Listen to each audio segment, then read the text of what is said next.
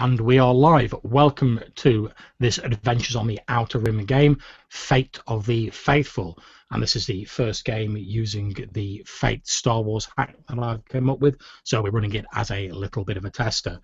In our setting, the year is 19 years before the Battle of Yavin. The Old Republic has crumbled, the Galactic Empire rising in its place, with most of the Jedi dead either in the final separatist attack or rounded up by forces loyal to the new empire shortly afterwards.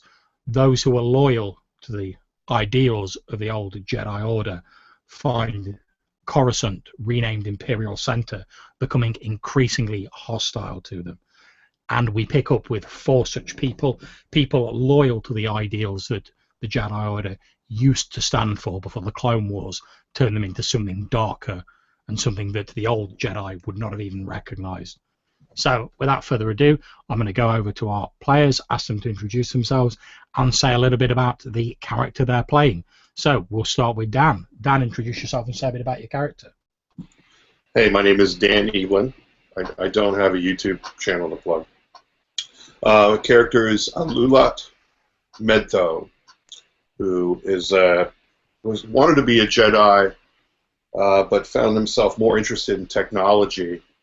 And after being blamed for a planet being missing from the archives, decided to leave just as the temple was attacked.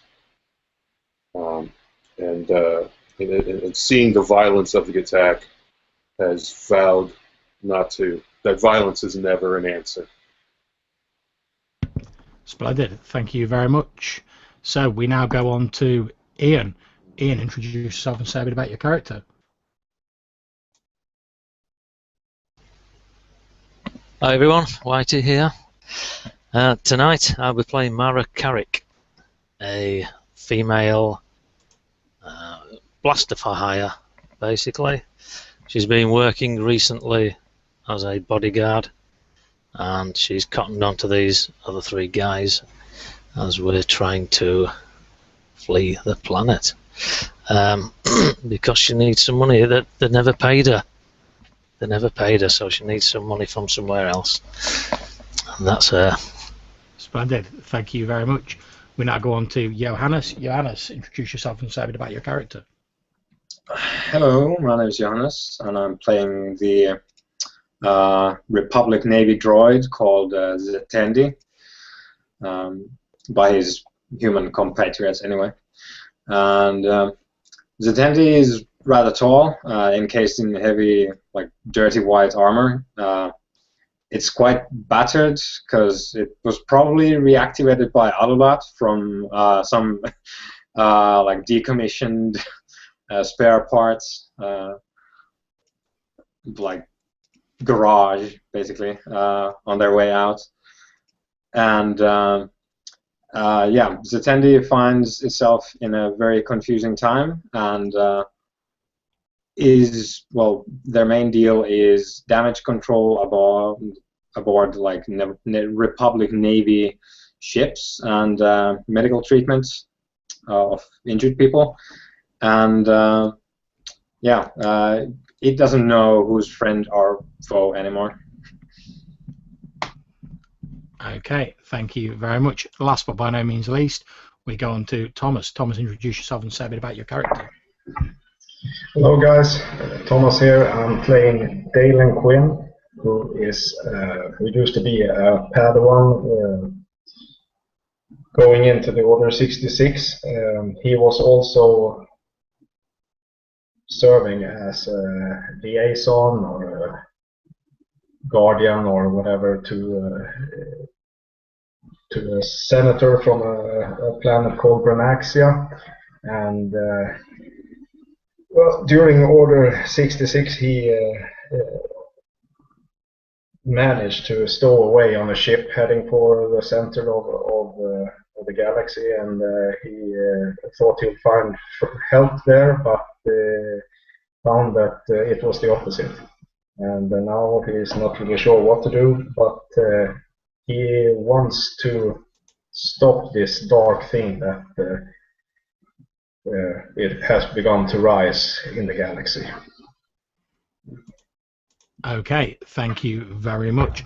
So we begin the game with all of you guys on the recently renamed Imperial Centre, or Coruscant as it was once known, once the beating heart of the great diplomacy that was the Old Republic. Now, however, a shadow seems to have fallen over these large, many miles high cities that pretty much cover the entirety of the planet's surface. There are clone troopers seemingly standing on every street corner.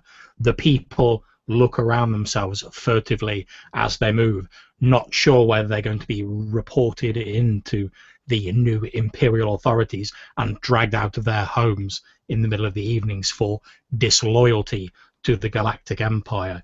A dizzying array of walkways and aerial streets crisscrosses between the buildings, many, many hundreds of miles above the planet's surface.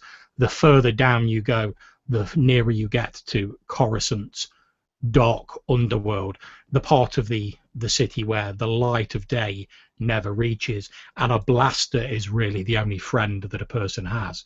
However, it's also the part furthest from the iron fist of the Imperial authorities. So, as we begin the game, we find our 4 heroes stood on one of these walkways. As you're making your way fairly nonchalantly towards one of the many docking bays present in Imperial Centre, since it was a centre for trade and diplomacy long before the Empire came to power, there are multiple docking bays, ships landing all the time, and that doesn't seem to have stopped even since the Empire has taken over.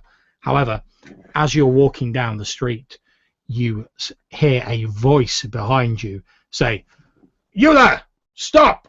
And as you turn around, you see what appears to be a group of armoured troopers talking to a few civilians. The civilian is pointing a shaking finger in your direction.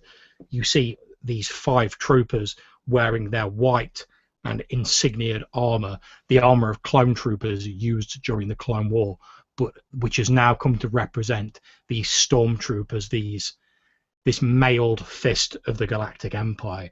You see them begin walking towards you. They have blasters in their hands. They're not yet raised, ready to go into a combat posture. However, they have them to hand. And these 5 troopers march towards you down the street. What do you guys wish to do? Well, Mara's hands immediately go to her blasters, although she doesn't draw them yet. And she looks over towards Dalen and goes, "Dalen, shall I get rid of these people?" Maybe there's still a chance we can talk our way out of this. But be ready. Okay. Now, since we've got various degrees of familiarity with the Fate rules, I'm going to be a little bit more obvious with the compels than I would be normally. So I'm going to start off by offering the first compel of the game, which is that, Dalen, you are a lost Jedi, and as such, your face would be known as a member of the Jedi Order. Since the Jedi archives have fallen into Imperial hands, they do have records of all extant members of the Jedi Order. So I'm going to offer you a compel, offer you a fate point, if you concede to being recognized as a member of the Jedi Order.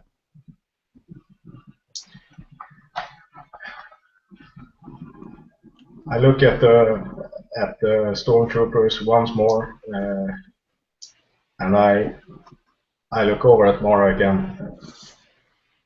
I think they know me. They know my face.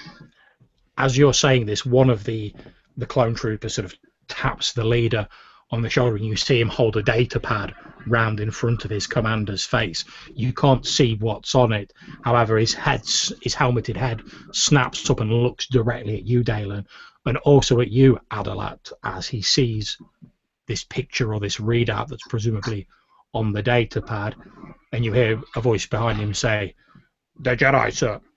At which point they draw their guns and they begin running towards you with obvious hostile intent. Can I say that there's like a cargo container driving by at this moment on this platform? Someone's pushing a cargo container, a grav container. If you wish to spend a fate point, I will quite happily say there is someone pushing a grav sled with some crates on it as you walk past. All right, so I'm gonna spend that point, and I want to quickly like use my tech and make it just aim right for them to try to get them to like jump off the platform out of the way. Try to put the aspect of knockdown or something on that with this. Okay, so how are you actually planning on redirecting this I'm grab? going to use my tech skill. Okay, not a problem. In which case, for the first roll of the game, make me a tech roll. You run to the side of the cart and start fiddling with the controls. The guy who's pushing it's like, what the hell are you doing? And then he sort of sees the troopers running towards him. He's like, oh! And he runs off down the streets, abandoning his grav sled. All right, I got a good result, but I think that because I have an advanced data helmet, I'm going to spend another point and get a 5 and get a superb result. Okay. Because I'm going to use my data set. So you're trying to effectively create an advantage with this grav cart. You've certainly got a high enough roll to do so. What would you like to call this advantage? I'm going to call this they are scattered, so that we can invoke it like as a defense. Okay, not a problem. So the advantage of scattered has been created. It has 1 free invoke on it. So the rest of you guys, you see Alawat run over to this grav cart with these crates on, and immediately starts pulling off the controls, pulling out wires, and filling with it. Sees the troopers and thinks better of it, runs off down the street screaming, at which point Alawat stands back. This truck veers around this grav plate and heads straight towards the troopers. You hear one of them go, look out! At which point they all scatter, diving to either side of this grav truck as it basically plows through the area that they were occupying a few moments previously. They do roll and immediately start sort of like getting to their knees and getting to their feet, since they're professionally programmed soldiers. However, for the moment, they are scattered and somewhat lacking in cohesion. It's going to be a while before they can make a move, so to speak.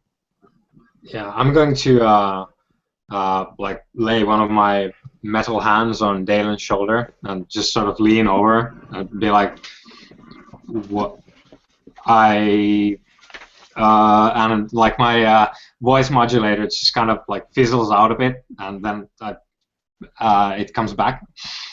What should we do?" We need a ship. If we can get to Branaxa, we can find help. Do you know where ships at Zatandi? And we need to go get out of here now. Now, Zatendi, whilst Dalen is talking to you, you're sort of like looking over his shoulder. You can see this like grav truck has continued moving down the sidewalk, since Alawad effectively interfered with the controls, aimed it, and went and pushed it off and left it going. Now, as you look, you can actually see there's a crowd of like innocent bystanders sort of stood behind them, sentient creatures who seem to be just talking, you know, on a corner, entirely unaware that this silent grav truck is speeding towards them. Right. Okay. Yeah. I'll take that, and I'll put it on there so I won't forget. So yeah, I squeeze Dalen's shoulder a bit, and I believe there is a bay that way, and then I point towards one of the, well, basically where we were heading, I guess, because we were at the launch pad area. So I point, please proceed that way, and then I give him a last look, and then start pounding off after the truck and the civilians. Okay, so the rest Where of are you going? Yeah, Dalen shouts, "Where are you going?" as he goes, "I think you guys should carry on over there." Then turns around and bombs off in the opposite direction towards where this grav truck is like speeding towards these these bystanders who are just stood around like chatting on the street corner, Yeah, unaware and that hovering death approaches. some like Zetendi has probably been active for a while, because I imagine, we didn't talk about this, but I imagine that you guys found it somewhere here and reactivated it basically, and yeah, so it's been very concerned with like sentient lives, like the welfare of actual sentience is like the prime directive in its programming. So you're that's probably something. looking at Aloat having been the one who reactivated you due to his high-tech skills. Yeah. It's probably like, yeah, well, we can use a droid, so let's put this one on. So you'll have certainly noticed, Aloat, that since it's been reactivated, as someone who is a damage control droid, sort of involved in tactical decision making, Zetendi is programmed to always give sort of great consideration to the potential cost in sentient lives of any plan. Well, but you know, violence is never the answer. Is my trouble. So yeah, I totally agree with that. Yeah. Violence, you say? Mara draws her guns. That would be violence. I see violence. She starts taking out any of the opposition that's close to Zetendi. Okay, there are 5 of the clone troopers there. Now, handily, since I got your character sheets, I've already got the initiative order written down. So it would actually be Mara going first, since we're now into combat rounds. So Mara, you go for your guns and presumably aim at one of the clone troopers. Yeah, and squeeze off a series of shots. She carries 2 pistols, blaster pistols, so she'll be so not in a similar fashion to like a spaghetti western. No problem. Make your attack roll, and I'll make my defense roll for this probably quite unlucky clone trooper.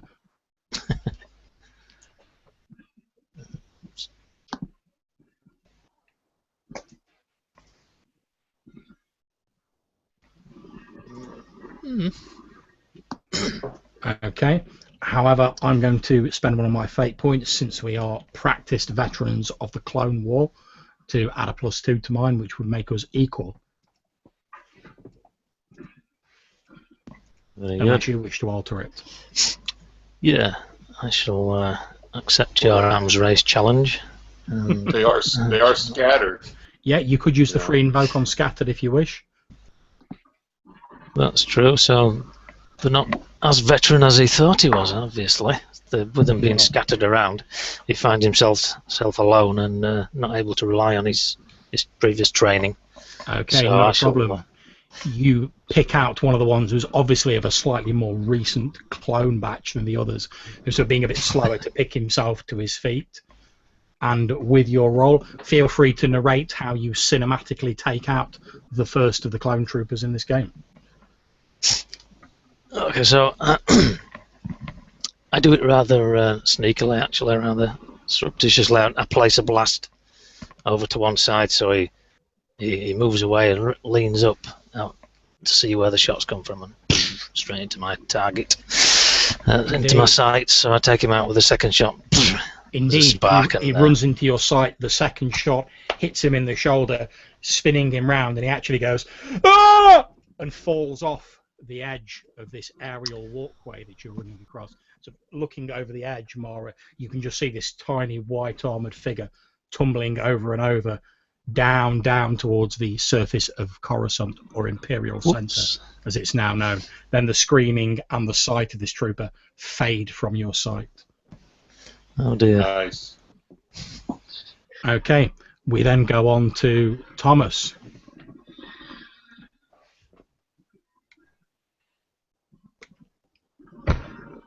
Yeah, so as the trooper falls and Zetendi is heading towards the to stop the sledge from hitting these civilians, these inhabitants of the Imperial Centre, there is an angry sound, an angry electrical sound that is made by the activation of the blue lightsaber Dalen has. It has the same. It shines with a similar light like the warmest, the youngest stars on in the sky, and he takes a mighty jump towards the sledge and starts to deflect and starts to draw attention and deflect the fire from the clone troopers. Okay, well, you don't have to make a roll for that. Pretty much at a run, you'll be sort of where Zatendi is because you were a bit further along the walkway. So you draw this lightsaber and there's a as this lightsaber blade ignites and a sort of cool blue light illuminates the faces and the face plates of both your companions and the clone troopers. You've certainly attracted their attention. I can say that without hesitation. You see that all the blasters are now trained on yourself rather than your companions, since you've definitely identified yourself as a Jedi. However, before the clone troopers get to make their shots, we come to Dan. Dan, you've seen your companion draw this lightsaber, this blue flickering lightsaber, and you've seen all the rifles swing round, the blasters all pointing in his direction. Okay. When you say that the Force can handle small objects, can I try to put a disarmed aspect on one of the troopers? Yeah, you could make you could effectively make you could effectively make a will roll against their defense roll, yeah. And if you win, you'll have put that advantage on them. Okay, that's what I'm going to try to do. I'm going to try to pull one of their blasters out of their hands. Okay, make your roll. Good. Okay, not a problem. Now, you won't really be able to sort of like suck it into your own hand because that's a bit more advanced. You can certainly just sort of like whoosh, and like yoink it out of their hand. So as you guys are watching, you see Alamat sort of hold his hand out, and there's this almost sub-audible vibration that seems to run through the area as his brow creases in focus and he flicks his hand. You watch one of the troopers sort of jerk back slightly, his blaster rifle flying from his hand. You can't see his face because of his helmet, but you're quite sure a look of amazement and surprise would have crossed his face. One of the troopers now has the disadvantage of being disarmed with a free invoke on it. Okay, so we come to the clone troopers. Now, the one who's been disarmed is going to draw a secondary weapon, but that will be his entire action. He won't be able to fire for this turn, so that will get rid of the disarmed advantage. However, you have effectively stopped him from getting a shot in this round, leaving only 3 of them to shoot. And I'm afraid they're all going to be shooting at to the most obvious Jedi of the group, which is our friend Dalen Quinn. So, Dalen, if you can please make me a defense roll against the first one. Yeah, and I'm using my deflect and redirect stunt. Okay.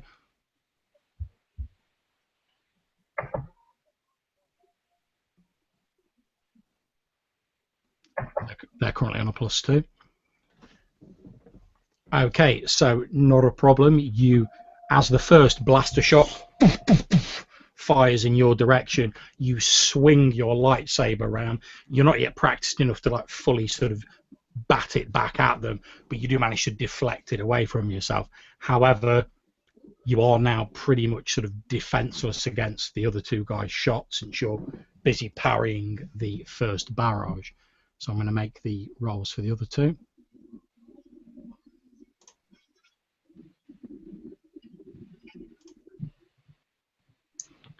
Okay, so from the first one, you will be taking 4 levels of stress minus any armor or soak you may have.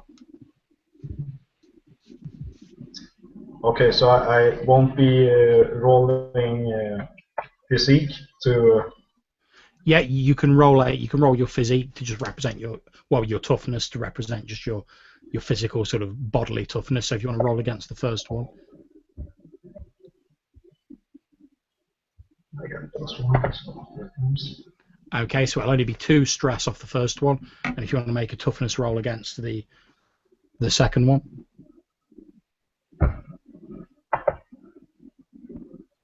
Okay, so you'll be taking 2 off the first one, and you'll be taking 5 off the second one. So is that like a special thing? Yeah. So wait, on the stress boxes we got 2, 4, and 6, right? That's for the consequences, yeah. So what I'd suggest you do is for the first one where you've got 2, I'd suggest you just tick off a 2 physical stress box, since stress boxes come back at the end of each encounter. So that'd be your first one dealt with. Then for the second one, you've got 5 you need to soak, so I'd suggest you tick off the 3 physical stress box and the level 2 lesser consequence. So for the lesser consequence, I'm going to say that you have the lesser consequence of scorched, and I get a free invoke of that since I inflicted that. So the rest of you guys watching, you see these clone troopers swinging their blaster rifles round to fire at Dalen.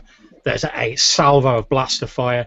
Dalen spins around, parrying wildly with this lightsaber that he's drawn. You watch him block a couple of the shots. However, one glances off the side of his neck, the other hits him sort of just below his ribs, leaving a sort of black and charred patch there. Okay, so last but not by no means least, we come to Zatendi. Zatendi, you've just about read this. Sorry, go ahead. I just had a question because when I did some roll here where I got the... Oh yeah, when I redirected, I could have a boost, and I thought maybe I could have got the civilians' attention. Yeah, that's absolutely fine if you want to use it to do with that. So maybe it's a boost that Zatendi could use to... Okay, so you have a boost that the civilians are aware, Zatendi, as the blaster fire is going off. One of the blaster bolts is deflected and lands nearby to them. You see them turn around. They see this hover sled racing towards them with obviously this huge mechanical robot lumbering along behind it. And if you... They let out this loud scream, but most of them appear to be sort of like rooted to the spot in fear as this thing just races towards them. You're about level with it. You could almost reach out and touch it. Yeah, I'm doing the T1000 run after the sled, and just like I do a couple of grabs where I miss the sled, and then I like use some of my additional hydraulics and basically just like sort of like half launch myself at it, where I just like try to slam my hand at the sled, and then sort of like just drop to my knees so that I'm like an anchor holding the sled back, and then I just up my vocalizer to the max and just go like, vacate the area as loud as I can. Nice. And, okay, so I'm going to say that is an athletics roll to like grab hold of it and stop it. I will tell you, you'll need a good roll since it's going at a high speed. Yeah. Athletics is, let's see. Okay. Yeah, not a problem then. You clamp your metal hands on the sort of handle of it, sort of fall to the floor using your own body weight to sort of slow it to a stop, and then in this loud mechanical voice you grate out, vacate the area, at which point they don't need much encouragement, to be honest. These bystanders immediately turn around and they run off still screaming in the opposite direction down this aerial walkway, leaving just you guys, Zatendi, holding on to this hover sled, and the 4 clone troopers who have now climbed back to their feet. So we swing on to the next round, which we go back to Mara, still sort of glancing over the side to where this first clone trooper casualty has fallen to his death. What do you do, Mara? Well, yeah, that was unfortunate. I wasn't trying to kill him, but whoops. Can I try and take out 2 of the remaining 4? You can certainly try it. Obviously, it'll come down to sort of what damage you do. Obviously, it will be a bit more difficult. Yeah, so that's my intention. The 2 that are closest to each other, since they're potentially scattered. Okay. I'll just go. I'm going for disabling arms, legs, just to get them down. I realise that what's going on and that we're trying to save lives, but these are bad guys. So if I do miss a limb and hit a head, not a problem. Make your shooting roll, and I will make the defence roll. I'm going to give them a +2 because you're shooting at 2 of them. All right.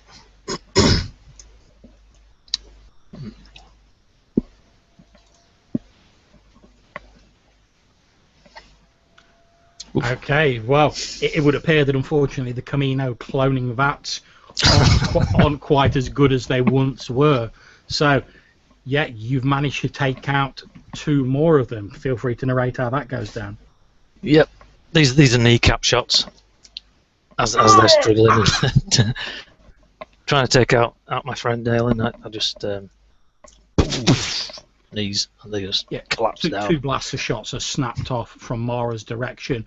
The 2 troopers who are running towards you, Dalen, who are getting closest, let out cries as they drop to the ground, their kneecaps blown out from under them. Effectively, although they're not dead, they are out of it. They're not going to be doing anything for a fair while. That leaves only really 2 still in the game, so to speak. Thomas, we swing back round to you. Is anyone of these ones remaining having some kind of a longer range communication device? It's difficult to tell. You expect that all of their comms instrumentation is built into the helmet of their armour. You could perhaps make a tech roll if you want to see if you know anything about the makeup of the armour. Yeah, because I don't want them to call on their bodies. Okay. So if there's something I can do to... yeah. Let's see if I gotta take this. Excuse me, sorry. Yeah, so I'm trying to determine if I have any chance of stopping their communication. Okay. Make a asking for reinforcements. And okay. You've only got an average roll. You would know that there are a number of communication relays throughout Imperial Centre designed to relay signals. So they've probably only got short-range comms in their helmets, but it'll be picked up by these relays and passed on to like the guard houses, etc. Now, since you've only got an average roll, I'm going to give you a choice. You can either do an attack or a more normal action, but you won't be able to interfere with their comm signals, or you can try using your own communicator to like broadcast static effectively. So you would be stopping them getting any comms out, but you would be forfeiting any other action. So it's up to you what you want to do. Yeah, I'll jump off this. I'll do a kind of like a spiraling move towards the closest clone trooper and try to cut his weapon in half. Okay, so you're not going to interfere with the comms, you're just going for the weapon. Yeah, I changed my mind. Yeah, no, that's absolutely fine. You've got that knowledge and you're like, I could do that, but I believe in myself wide open. So make your fight roll, and since you're just trying to disarm him, this will be to create a disarmed advantage. So make your fight roll.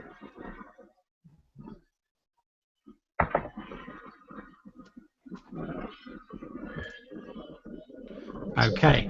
At the minute, your roll is not good enough to succeed. Do you wish to stick with your current roll?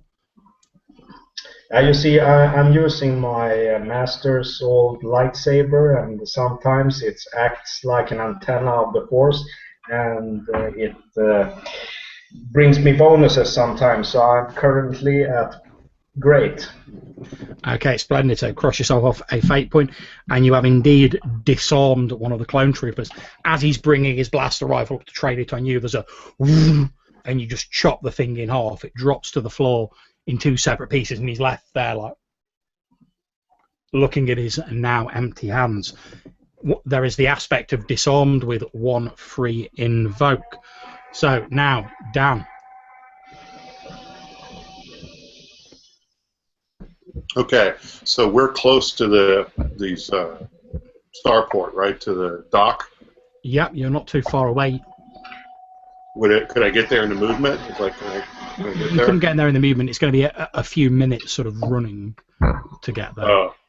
Oh, never mind then. No, I'm actually gonna try that communication jamming.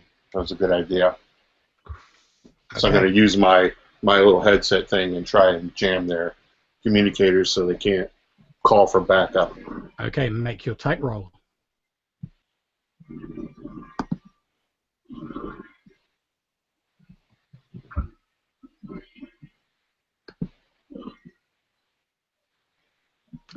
Okay, not a problem.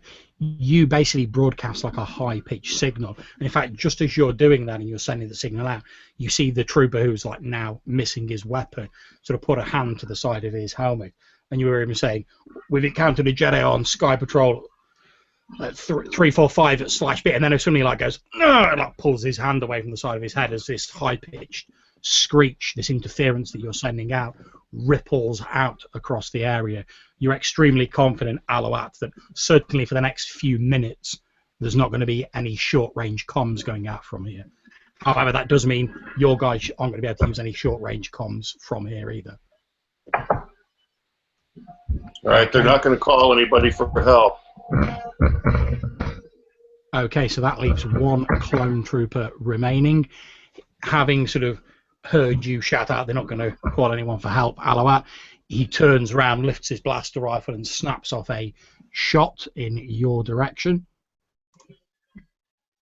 So if you would care to make me a defense roll.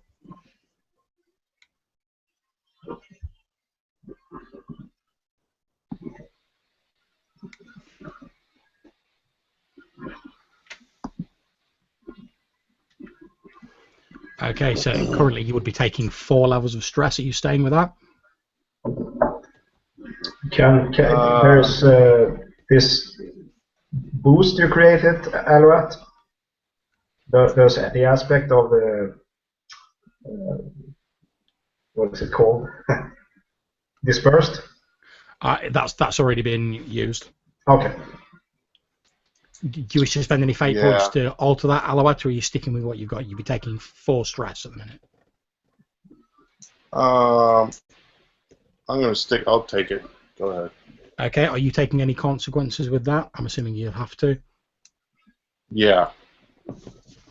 Okay, so I'm going to give you the consequences. Let's see.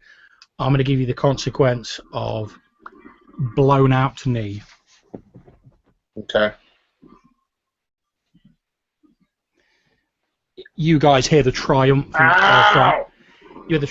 call from Alouat. They're not going to send out for any help anytime soon, at which point the clone trooper hears him and goes, "Poof!" And you hear his as this shot hits him in the leg and he sort of falls down onto 1 knee.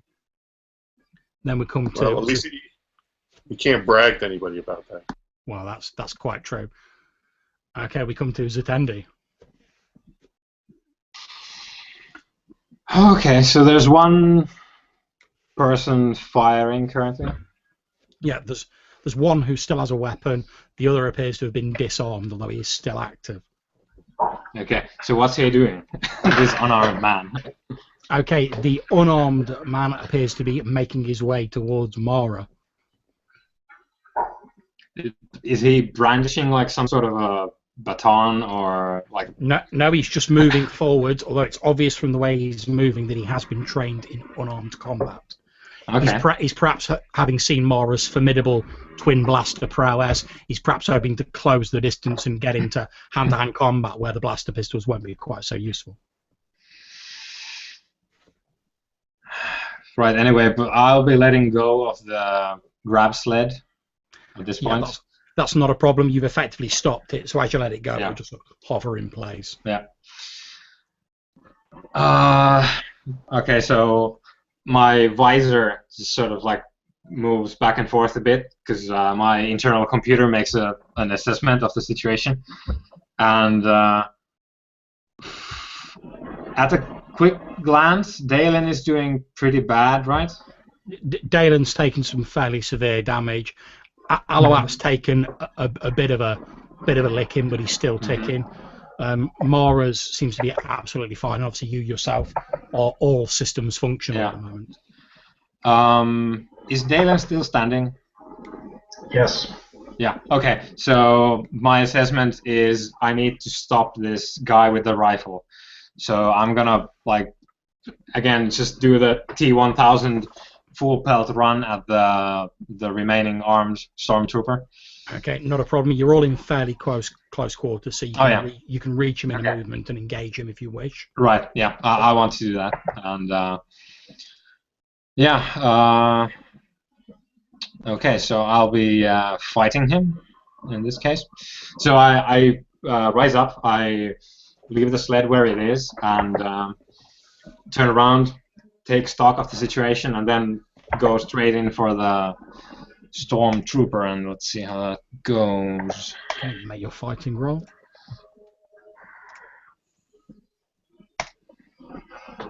Superb. Okay, I'll make his defense roll. Okay, yeah, I think we can consider that clone trooper pretty much dealt with. Feel free to narrate how you deal with him while I switch the light on here. I'll be back momentarily. Feel free to narrate his grisly head. So, because we're kind of close, I take my couple of really quick steps, and I'm essentially anytime I'm doing anything like quickly or exerting a lot of force, there's a lot of like hydraulic hissing that goes on, and in this case I take 2 steps closer to the trooper, and my arm just lets go of this like massive like blast of hydraulic gas as I just like jut my hand out and I grab his rifle, just crush it in the middle, and then just throw it away, and just come in with the second hand and just like smash it palm first into his head. Okay, not a problem. You guys see that unfolding. There's a loud ding as Zatendi's hand like smashes into the side of this clone trooper's helmet.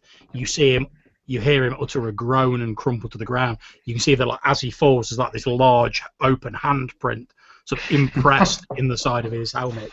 He slumps to the ground, dead or perhaps unconscious. You're not sure. Yeah. But either way, he's not going to be causing anyone any danger. And as I cast the remains of his rifle away, I lower my vocalizer a bit because I don't need to scream at civilians anymore. But I'm just like, cease hostilities at once.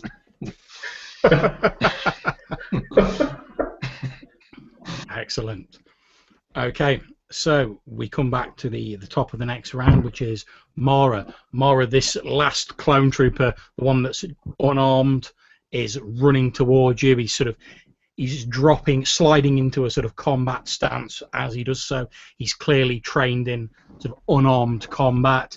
You've got a few moments before he reaches you and gets within arm's reach. What do you want to do? Well, it's been a while since I've engaged in hand-to-hand. I normally rely on my blasters, so quickly she slips them into the holsters and gets ready to take him on in hand-to-hand combat. Okay, make a fight roll.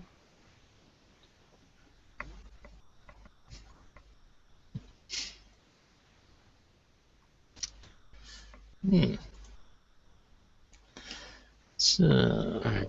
However, I am a highly trained clone trooper, so I will add +2 to that, and I am trained to serve the Empire, so I will add another +2 to that, which will take me up to 4. Very good. Well, I am a professionally loyal bodyguard. and this is the guy that was fighting the guy I was recently most protective of, Dalen. So may I tag that one? Indeed, you may. So cross off the fate point and narrate how, despite the sort of tussle and the back and forth with this clone trooper who's clearly excelling in unarmed combat, the moves that are programmed into them in the clone vats simply can't compare to the real life experience that you've gathered in all your years as a bodyguard. And eventually you do take the clone trooper down. Feel free to narrate how that goes down. It's close, and he was better than I was expecting him to be. They're obviously better fighters than they are shooters, these clones. So yeah, although it is close, it's not close enough.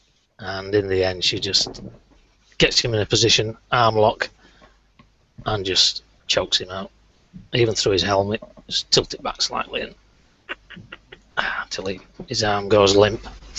And Mara stands to her feet and dusts her hands off and her legs.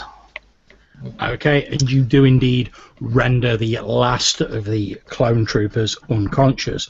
However, at this point, Ian, since you are a person who is melancholy for a lost love, and the Empire has actually started to recruit from other sources for its troopers, shall we say, I'd like to offer you a compel to have this stormtrooper's helmet fall off as it falls unconscious to the floor, and perhaps you see a face that you recognise underneath it.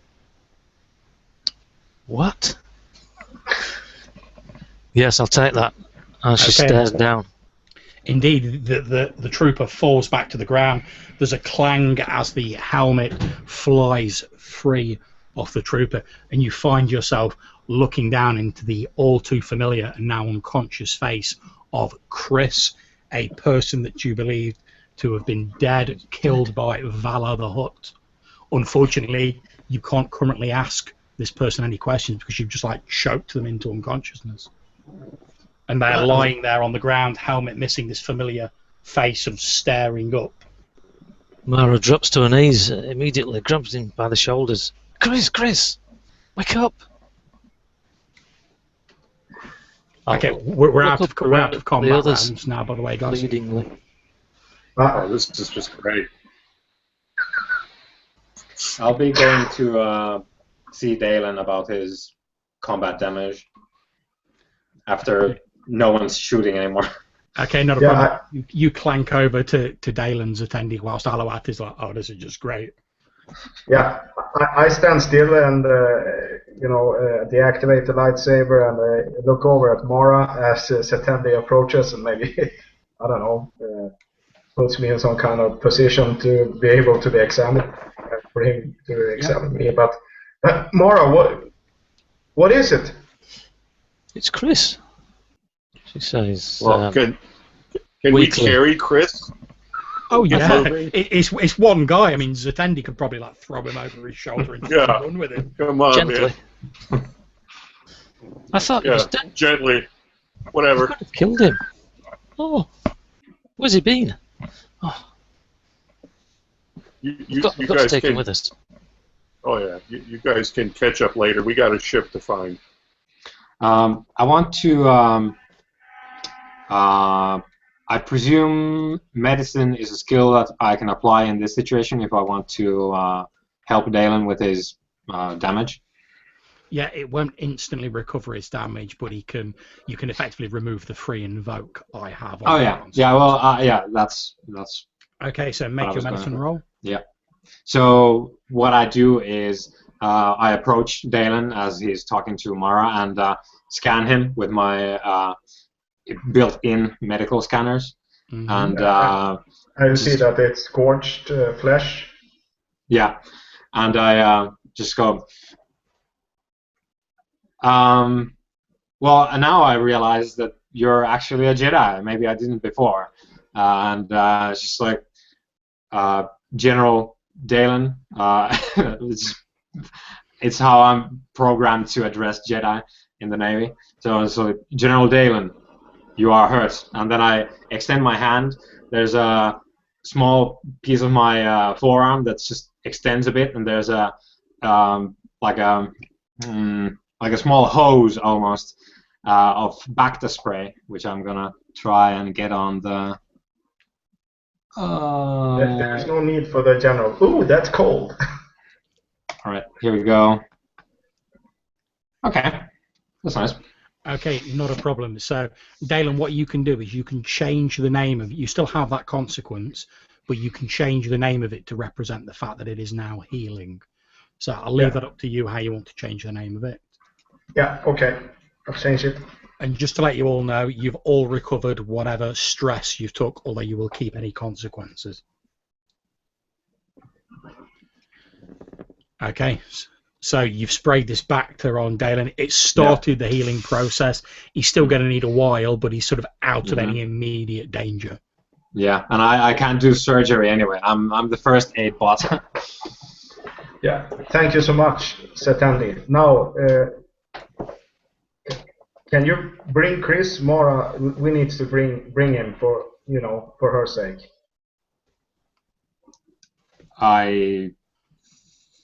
So you're addressing me, I presume. Yes. Yeah. So I look over and sort of like shake my upper body, which is sort of my nod. But I can't because my head is bolted onto my neck because it needs to be. It's quite heavily armored, my head, because there's all the scanner equipment is in there.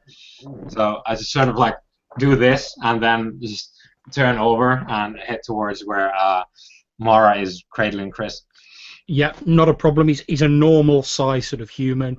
You can easily just sort of like lift him up without any problem. It's no great weight to you. You're built for far heavier loads. Yep, I do that. I just pick Chris up on my hands. Also, if I guess Amulet should be the one who's like leading us along this walkway towards the docks, right? You want me to lead? Is that what you said? No, no. I was just thinking that maybe you're the one who's gotten the, you're like maybe a little bit ahead of us.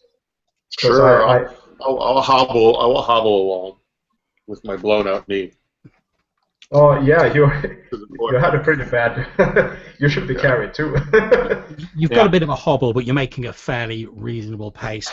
You sort of, this walkway that you're on sort of hugs the edge of a building, and as you move round it in a gentle sweeping curve, you can actually see that on the side of this tall building there is a large launch bay there. There are what appear to be 4 fighters, sort of small Clone Trooper Z95 fighters on the hangar bay. There's also what appears to be an old, rusty-looking freighter, which looks as though it's seen. It looks as though its better days have seen better days. That's how bad it looks. However, it looks as though it's in the middle of a service effectively, but it's not really got very far. As you're sort of coming around this corner, you can see there are a number of people wearing grey jumpsuits, sort of flight personnel, engineers, etc., all on this hangar bay. There are a couple of clone troopers sort of stood there with their rifles, just sort of like looking around as security. They don't appear to have spotted you yet, 'cause you're just sort of peeping round the corner of the building. Okay. I picture that I try to support Aluat if he needs to. Like, is there a like a data port or anything around here? I want to try to connect into the port, into the docking systems. Yeah, Imperial Centre is very technologically advanced. There's pretty much data ports wherever you look for people to access public networks. If you want to access anything sensitive, it would be a tech role. All right, then I want to try and create an alarm. I'm going to tell them. I want to create an alarm like in the next hangar over to draw the troopers away from here. Everybody cool with that? Very cool. Okay, not a problem. You plug into the data port to make your tech roll, Aluat. It's like, how the things that come out of droids that plug in, right? I've got one that I pull out with a wire that like sticks Nice. in. Same thing. Okay. So would that be considered a burglary roll? If you wish to use burglary, you certainly can do. Okay. I'm going to use my burglary. Okay, Yes. not a problem. You jack into the Imperial network, you bypass some of the security, and you trigger one of the sort of emergency alarm protocols from sort of in the next hangar bay. You hear a deep, deep, deep, deep, and immediately the two clone troopers sort of run off in that direction since an emergency call has been raised. As they're running away, however, Alouat being slightly nearer, you see that one of the clone troopers, just before he turns to run, he leans down to one of the flight personnel and he points at the freighter and says, "Make sure that shipment's unloaded. You know how important it is." At which point the slightly petrified-looking flight personnel go, "Oh, yes, sir. Of course, sir." And he sort of snaps off a salute, and then the clone trooper runs off to join his companion investigating this fictitious alarm. It probably won't take them long to determine that it's a fake, but you've bought yourself a few minutes. Can anybody BS well? We have no face. No, but I can scare them away. Oh, there you go. Intimidate. Yeah. Let's go. Let's get this ship. Scare them away. You guys scare me, so you should be able to scare these guys. I need to. Or we could use Dalen, and I could you know, I was real good with this back in the academy. You want to try that, Dalen? Yeah. Okay. I can try. I can try. Okay. I need to ask one thing though. I didn't follow what Dalen didn't hear what these guys, what the soldier told the tech. No, it was only Alouat who heard Yeah. it because he's nearer to them than you are. Oh. I'm Okay. sorry. Hey, one of those guys said that there's a valuable cargo in there. One of the clone troopers said there was something valuable in that ship, which means it's valuable to us. Agreed. Okay. I'm gonna try a trick. All right. Me too. Okay, so cover me if this goes south. And I walk out fairly, yeah, basically not threatening, just walking up to these techs working at the ship. Have they opened the cargo bay or something, or are they fueling up? It's like an open air platform sort of attached to the side of the building that ships can land on. So it's not sort of enclosed. There's like a maintenance bay which is actually inside the building, but the actual ships are sort of parked on a sort of area that's built onto the edge of the ship that's open to air. Yeah. Okay. So So we're here to check the cargo before it's unloaded. We're here to check the cargo before it's unloaded. Is that cool? Yeah, let's do it. All right. Walk up to the tech and try that. Are you rolling or? Go ahead. Okay. Okay, so that will be a will roll against his mental defense. So as you walk out and wave your hand, what do you say to him, Dalen? Nice. We are here to check the cargo. You need to let us aboard. Okay, as you walk over, he appears to be like talking to someone on a data pad, but you're like, wait, he looks up at you, seems to be about to ask you a question, like quite a cross expression on his face. Then you wave your hand in front of his face and say, "We are here to check the cargo," at which point he says, "You're here to check the cargo." And I continue with, you need to let us aboard. And I need to let you aboard. After that, you can go and have a coffee. I feel like having a cup of coffee. As he's saying this, though, Dalen, you can hear that he was apparently like talking to someone on his comms on like this data pad, and you can, well, all of you now, because it's a fairly loud shouting voice, and you're all getting a bit closer. You can hear this shouting voice on the other end going, "Usaduta coffee."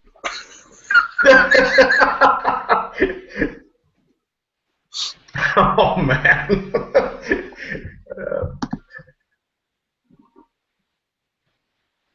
He wants coffee too. At which point, this flight guy he basically just drops the data pad and he sort of wanders off, going, "Yeah, I could go for a cup of coffee," and he just like wanders off. Yeah. I wait for the others and pick this up. Give it to Alouat. Come on, guys. We can check the cargo. Okay, as you pick it up, Dalen, you can see there's like a little sort of like vid screen on this data pad. It's like a video communications device, and you can see the face of this large slugger-like hut, sort of looking quite irate on the vid screen. He starts shouting something in Huttese that you don't understand as you pick up the data pad, and then you sort of pass it over to Alouat. Yeah, we're having a little problem here. Reactor leak. Gotta lock it down. Gotta go. Click. Okay, not a problem. Just as he's about to click that, I'd like to offer Mara a compel. As you hear this voice booming out from the comm signal, you recognise it as the voice of Vala the Hutt. Now, do you let Alouat to just click off this datapad and lose your chance of finding out what's going on with Vala and how Chris is all mixed up in this? No, but I think she'll run over and try and snatch it out of his hand before he clicks it off. Here. Yeah, Alouat's like, here, to take it, so I hands it over to you. This person's really mad. So Mara stares into the screen with the face of Vala. Her eyes narrow. As your eyes narrow, all of you from this datapad, you hear this, "Oh, oh, oh, oh." I'm going to find you, Vala, and then I'm going to tear out your cold heart. Oh, oh, oh, isiwado ba Mara Karik. Yes, and I'll smash the device to the floor. As you smash it to the floor, you can still hear the Hutt laughing, and then there's like a as the comm signal just shorts out as this thing fizzles and just falls to pieces as you smash it to the ground. And I'll stomp on it as well. With my heels.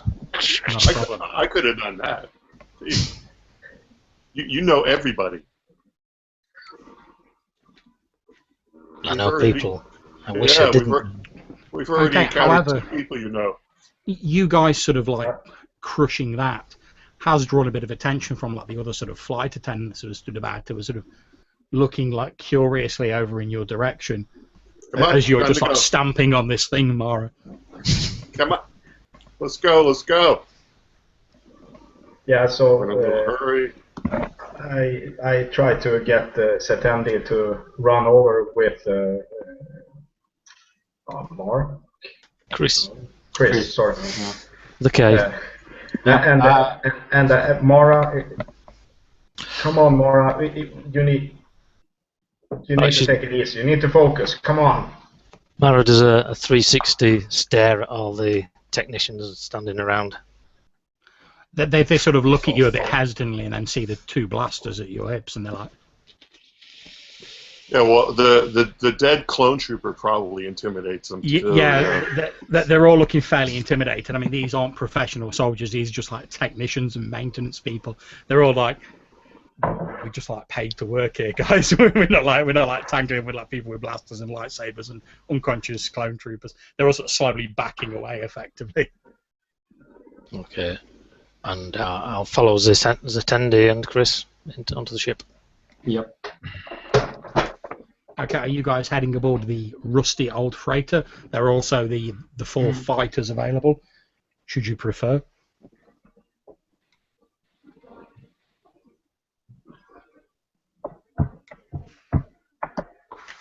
It's entirely down to you guys as to which ships you want to go for or ship you want to go for. Yeah, I'm not really big on like independent decision making unless it's in a crisis. So I mostly just like follow. Mara just goes, can any of you pilot this thing? I am programmed with piloting protocols. Excellent. We'll have this one. It Yeah. belongs to Vala. And indeed, as you're heading towards the ship, I won't make you make a roll for this, but any of you who have had any encounters with the huts, I'll leave that down to your own decisions as to whether you have, will recognise that this freighter is clearly of hut design. Great. We're making friends. Let's go. Okay, you guys rush up the gangplank, which is down onto this rusty rust bucket of an old freighter. As you sort of head in, you sort of head into the cargo bay area initially, and you can see that there are a number of what appear to be long cylindrical, they almost look like coffins, sort of pretty much stacked end to end, filling the hangar bay of this vessel. Each of them has like an instrumentation panel on the end of it with blinking lights and readouts.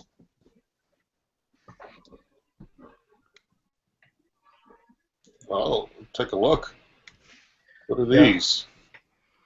Okay, you Close take a the look. door first. You take a look at a few of them as you sort of pull the gangplank up and press the close button for the door. You can see that they And all lock appear button. to. Yeah, no problems. You see they all appear to have like a serial number stamped on the instrumentation panel. They're all prefaced T or F, and then they have a number after them.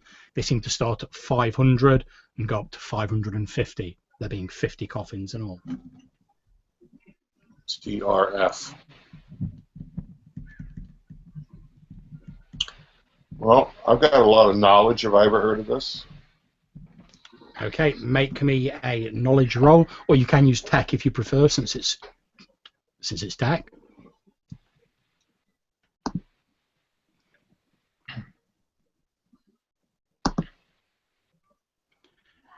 Okay, yeah, you think these are effectively cryogenic pods designed to preserve people in a state of suspended animation. The technical readouts and the data you're seeing on the panel at the end are effectively the biodata of the occupants of the pods. Okay. Are they hut-sized or are they humanoid-sized? They're human-sized. Okay, so yeah, these are some kind of people in these things. So we have a bunch of people. So we're stealing a ship, kidnapping, you know. But they're not here. They're not objecting to us, so you know it's okay. As you guys are having this discussion, you hear the alarm that you rigged up, Aloat, that's been sounding constantly in the background suddenly go "Ew," and switch off. It would appear they've rumbled your ruse, so to speak. Hey, Z10D, you know, not to rush you, but could you make us go? Yeah, and so Chris is still alive, right? Because we choked him out. He's still alive. He's just unconscious. Yeah, yeah. So I,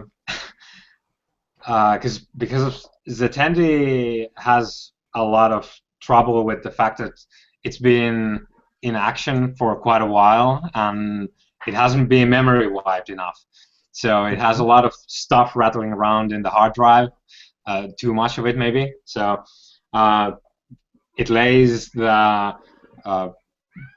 unconscious body of Chris somewhere, I presume near Mara, because Mara seems really interested in this.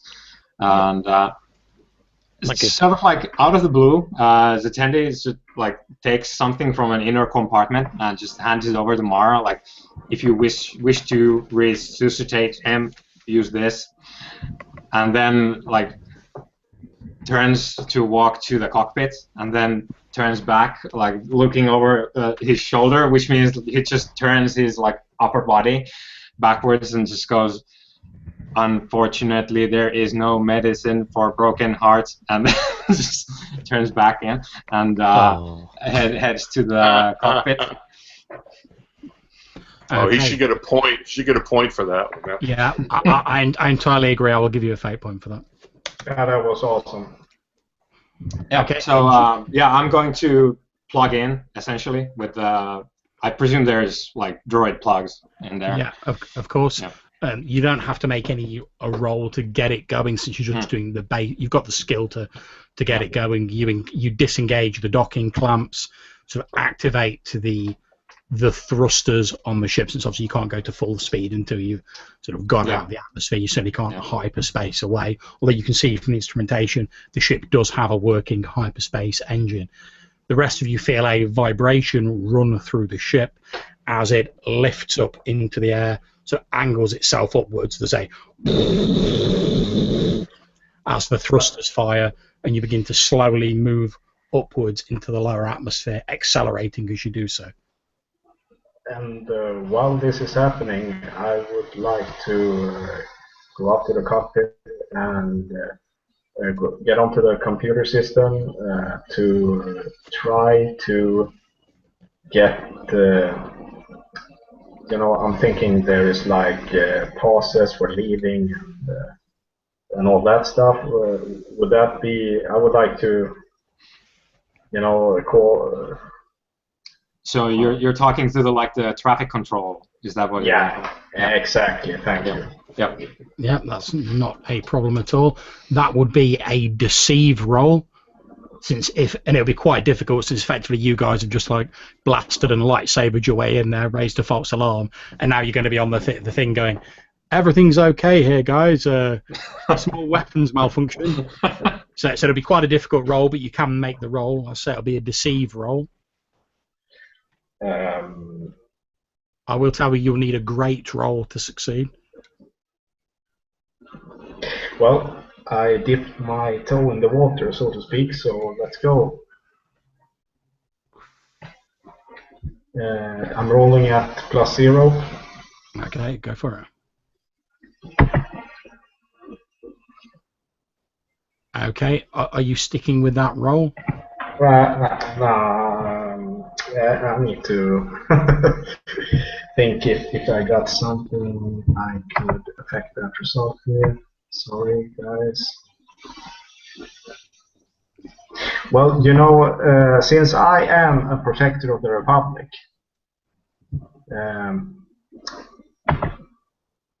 I could. I mean, many of the protocols that are being used at this time, because it's still in that changeover period from the Republic to the Empire, many of the old Republic protocols are effectively fairly similar to the ones being used now. So I would say that, yeah, if you want to spend a fate point and use your old Republic Defender aspect to re-roll that, you could certainly do so.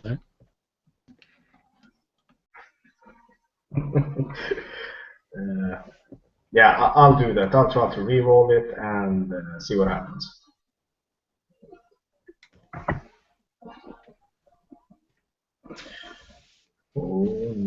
Okay. What do you say to them as you get through on the comms?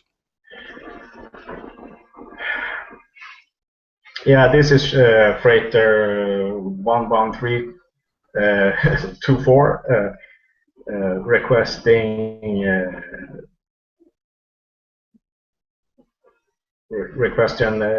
lift-off access through gate 441. You hear a slightly imperious voice on the other end sort of cuts you off and responds saying, request denied, we have hostiles in the base. Who is this? Give your identification number.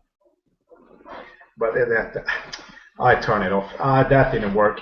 You need to. Does this ship have any guns? Because we are having incoming probably. I check around on the systems. There are indeed 2 gun turrets on this freighter. They're not the best guns in the world. They're mainly used for sort of discouraging sort of pirates and small fighter craft, but there are 2 gun ports that potentially could be manned.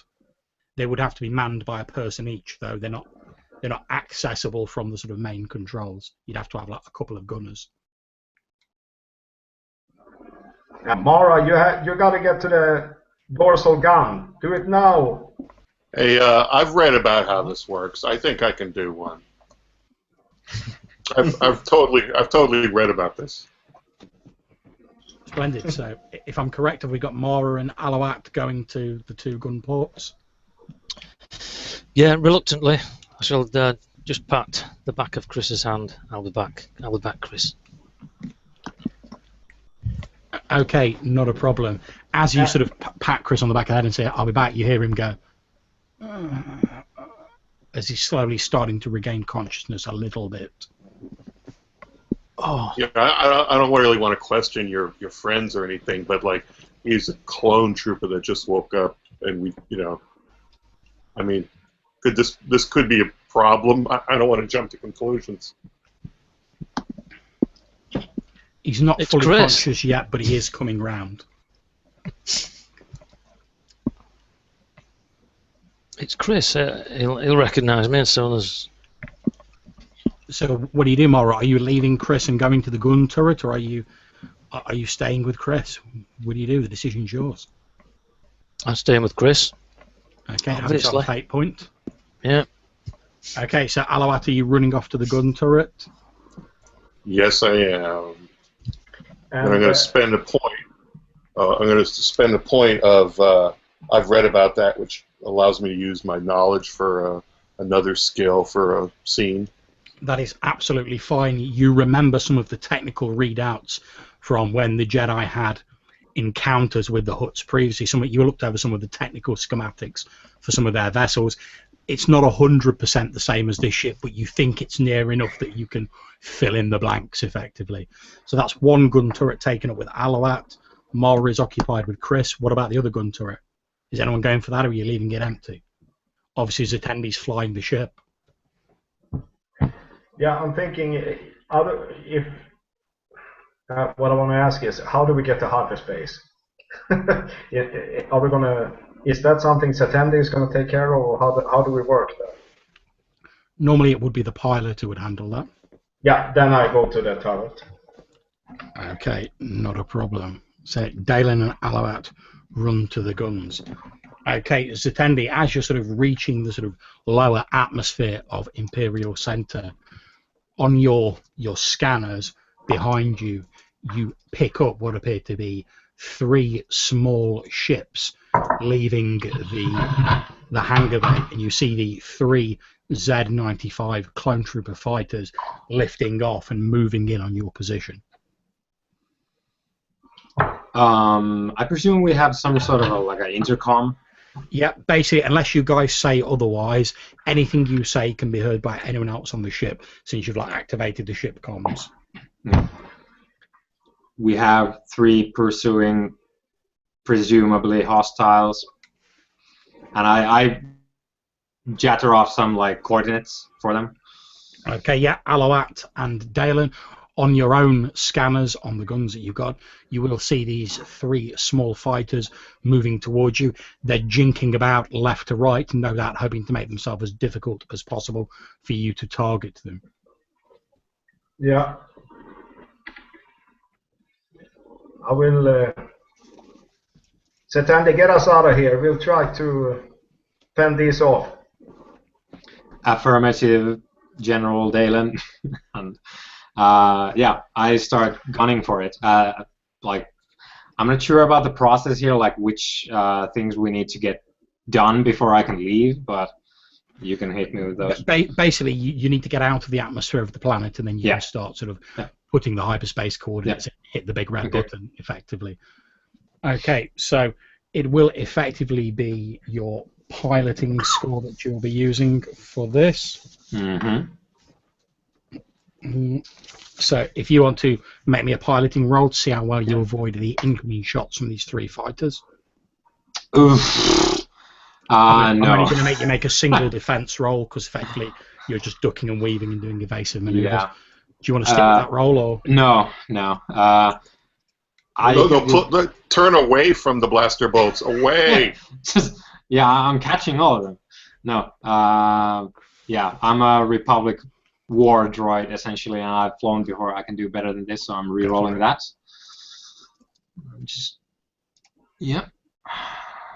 Let's see. And I'm going to be adding on to that.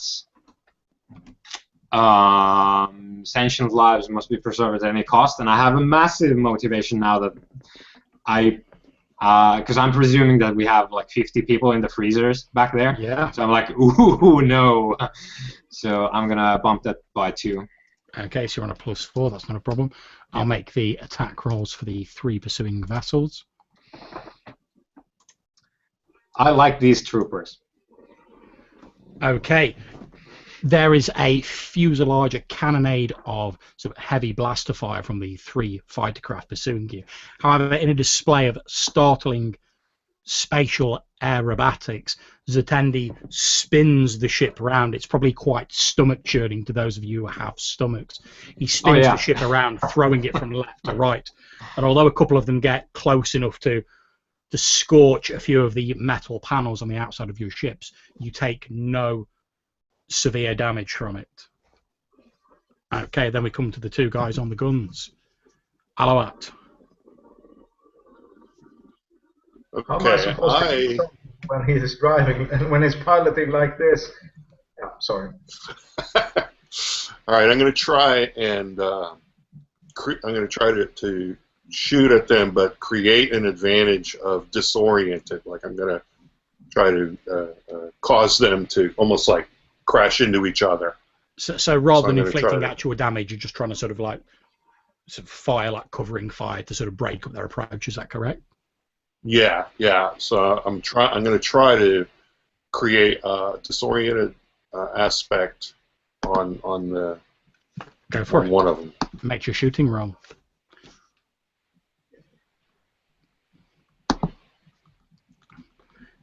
Yep, not a problem.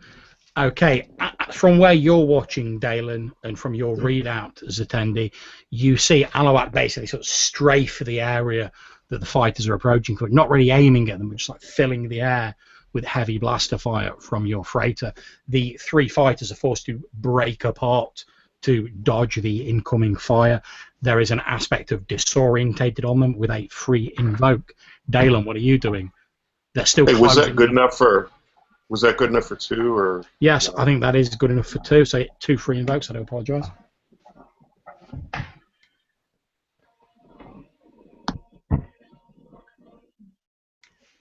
Good shot. I'm gonna try to disable them. And. Okay, make your shooting roll. Excuse me, I need to check what shoot I am. Okay, so it's a +1.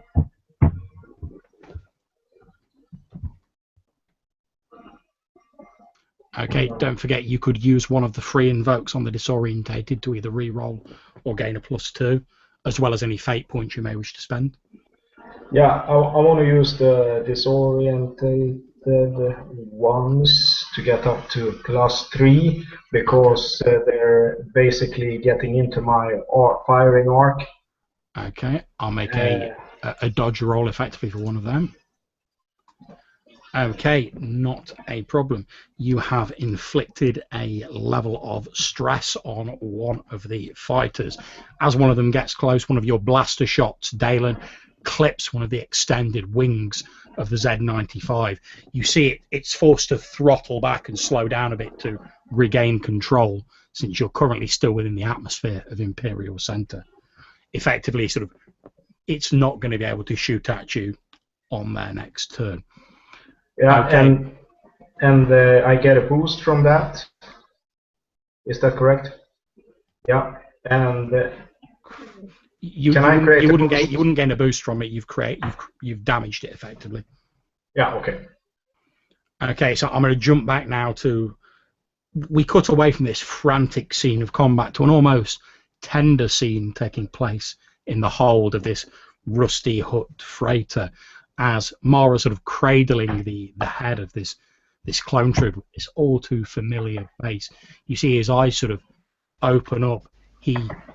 They slowly swim into focus, focusing in on your face, Mara, and then he sort of like pushes away from you and like springs away from you, and sort of jumps to his feet. You can see him sort of regarding you warily, his hands sort of held up. Chris, it's me, Mara. Don't be afraid.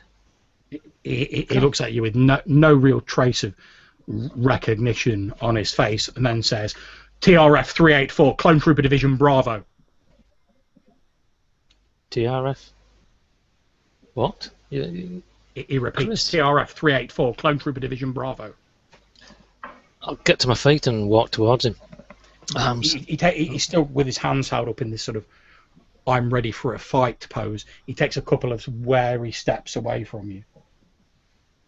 What have they done to you, Chris?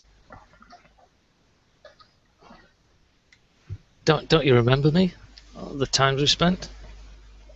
He says, and it's quite a hard-edged voice that sounds quite... You're not used to hearing this tone from Chris. He says, return this stolen vessel immediately, or you'll face severe punishments. Throw yourself on the mercy of the Empire. You don't understand. They brainwashed you. That's what they've done. Okay. I don't know how they managed to keep you alive from the wounds that you took from the assassin, but they brainwashed you, and now we're back together. He looks at you. The expression on his face. He looks at you like he thinks you're absolutely insane. He's still very sort of wary, sort of holding his hands up. There's no sort of trace of recognition on his face. We then sort of pan through the ship. We jump back to Zatendi in the cockpit. These three fighters are still closing in on you, Zatendi. You're just getting to the edge of the atmosphere now. Could you please make me one last pilot roll to see where you can avoid them to get out of the atmosphere? Let's hope so.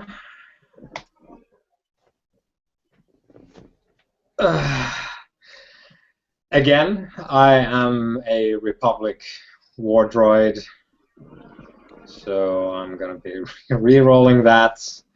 Okay.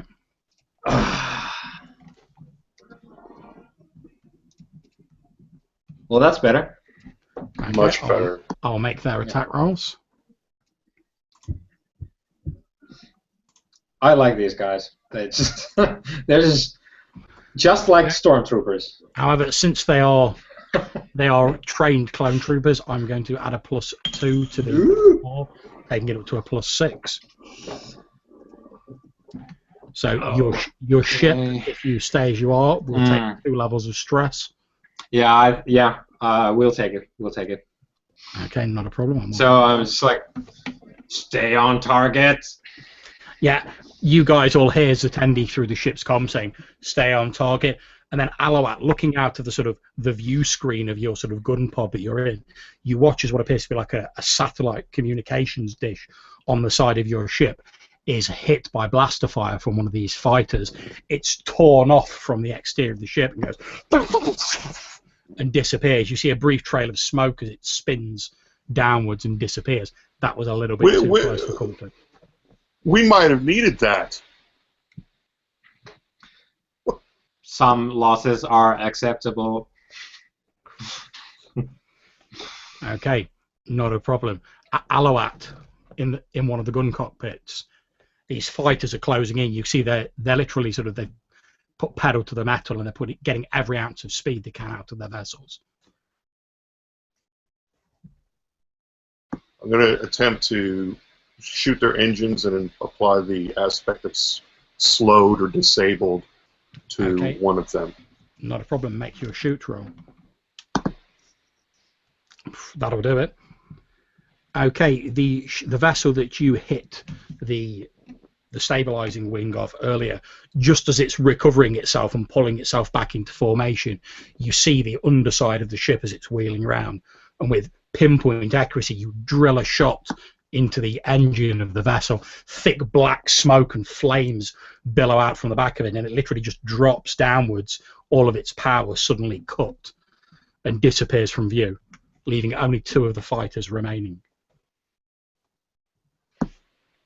That is exactly how I imagined this happening. Okay, Dalen, you've seen your companion Alawat with great skill take out one of these, at least 2 of them though. Yeah, and I'll try to do my best here, and I'm going to try to ionize the engines of the closest one. Okay, so effectively you're trying to disable one as well. Yeah. Okay, make your shooting roll. It is quite a difficult roll. Yeah. Okay, you're one short. You would have needed a great roll. If you got a fate point, you could potentially bump it up by 2 and make that roll.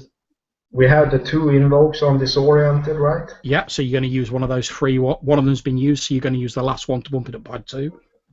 Yeah. So Okay. I'm at superb then. Indeed. So as the ships have the 2 remaining ships have moved aside to dodge the flaming debris of one of their comrades, you snap off a shot. What appears to be blue lightning or electricity crackles around the engine at the back of the fighter, and then it literally just pitches forward and disappears downwards, leaving only one of the fighters remaining. However, as that happens, you break through the upper atmosphere. You can see the blackness of space beyond you.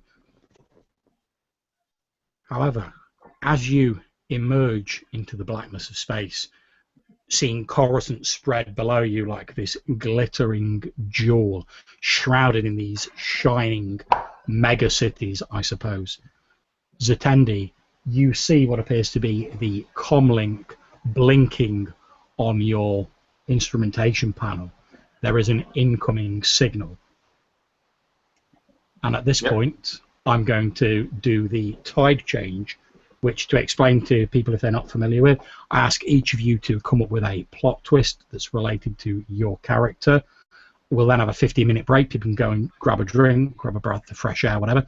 I'll post it on the Tides of Change group as a poll. Whichever one gets the most votes will be the plot twist we go with when the game resumes. So what I'm going to ask each of you guys to come up with is who is signalling you and why. So does anyone want to go first? Or shall I just pick people like a substitute school teacher? Well, how closely tied to the characters does it have to be? It has to have some sort of impact or resonance with your character. It doesn't have to be like, oh, it's your brother or whatever, but it has to have some link with your character. So if I were to say that, well, it's a Star Destroyer, and yeah, they can sort of, I guess they can probably like track me because I'm I guess sort of like a retrieval droid as well. Like maybe the old Republic Navy had some sort of access to see where all the droids were in a combat zone. Okay, not a problem. So we've got a Star Destroyer, which may or may not be tracking Zetendi. Mm-hmm. Okay, how about yourself, Dan? Who do you think is signalling you?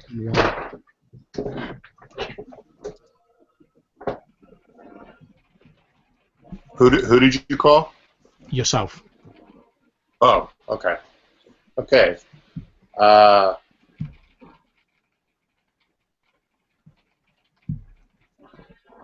Well, yeah, actually, I'm kind of having a hard time coming up with one. Now, this is before the Battle of Yavin, so they've begun construction of the Death Stars, right? That's correct. So,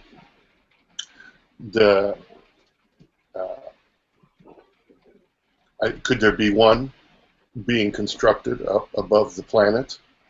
There's not likely to be an actual Death Star being constructed above Coruscant, but there could certainly be like a ship maybe taking some parts to where it is being constructed or something along those lines. Okay. So yeah, there's a Imperial transport, weapons transport, going by that would be ripe for the slicing nearby. And the communication is warning us that we're about to hit them if we don't change course. Okay, no problems. Okay, Mara, how about yourself? Who is signalling you and why?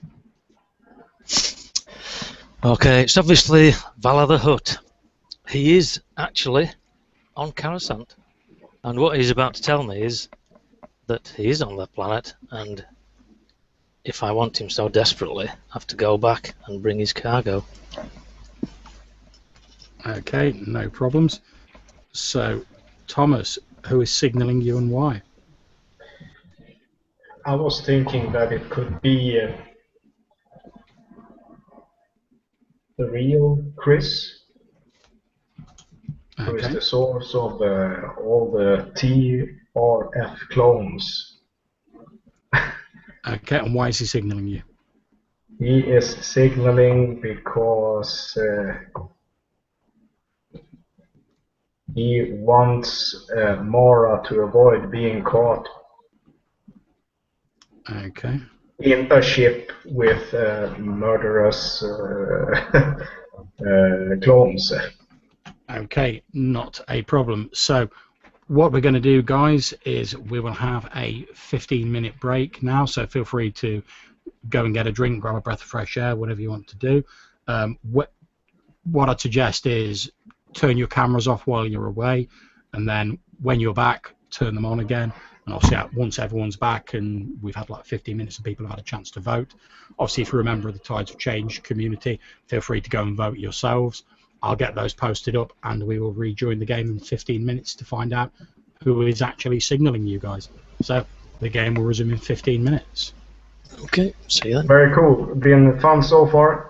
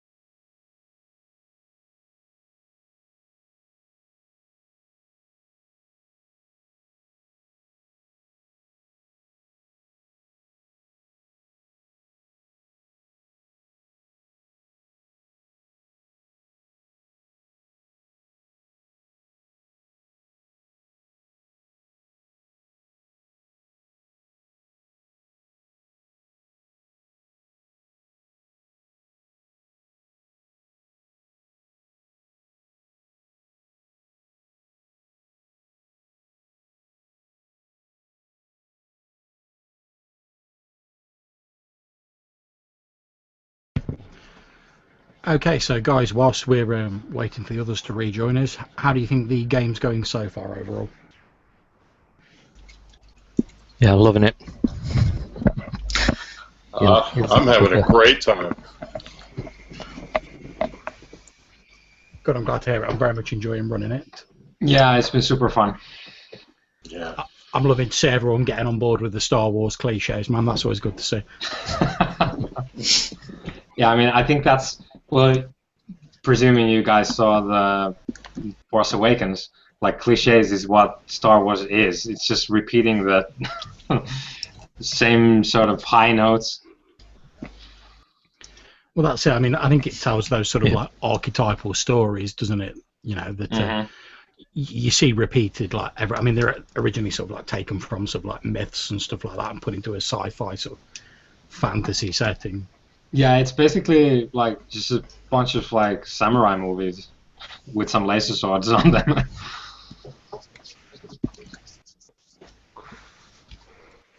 That's And it. space wizards. Well, yeah, exactly. You can't go wrong with a space wizard or two. No. Hey, how do we see the poll? Are you a member of the Tides of Change Facebook group? Pending, and my membership That's all is right. pending. Let me just approve you. There we go. You should now be approved, and if you look at it, it's a post on the page. Oh, cool. Okay. Oh, wow. Okay, so is everyone ready to jump back into the game? Ready? Yeah. Okay, so as you see the signal sort of blinking on the comm system, you press the button, Zatendi, a small sort of like round plate lights up blue on the console in front of you, and what appears to be a hologrammatic sort of flickering blue representation of the upper torso of a protocol droid appears in front of you, sort of flickering in that hazy blue manner that holograms tend to do in the Star Wars universe. And you hear a very polite voice saying, I have a communication for the people in the stolen freighter from my master, the great Vala the Hutt. Yeah, so I'm not so great at talking to people anyway. Well, Galactic Basic is not that great, and so I'm just gonna reply in like whatever, like droid binary, like droid noises. So it's like, please present your message in as an efficient way as you can. We are under some duress at the moment, and this is basically sort of. Yes, we are aware of your current situation. However, I've been given strict instructions only to reveal my message to a Mara Carrick. Okay, so I press mute on the call and go on the intercom, and it's like, Mara Carrick, please approach the cockpit. I'll shout from where I am. What is it? What's wrong? Someone on busy. Someone on the planet is trying to contact you. Who? Okay, Mara, can you please make me an athletics roll? Man, take a message.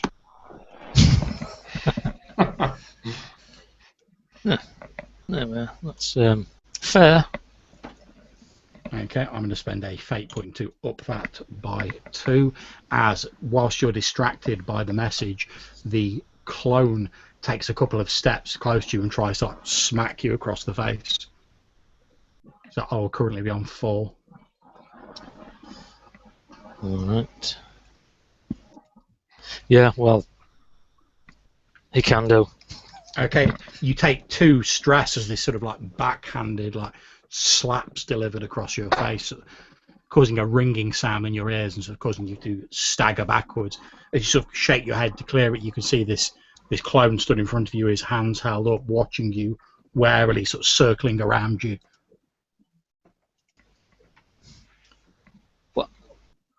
What are you doing? Chris, Return this stolen vessel and throw yourself on the mercy of the Empire immediately. If you think you can steal from the Galactic Empire, you're sadly mistaken, whoever you are. You don't. They've done too much to you. I'm going to have to get my friends to look at you later. I'm sorry about this, Chris, and I shall try and render him unconscious again. Okay, make a fighting roll.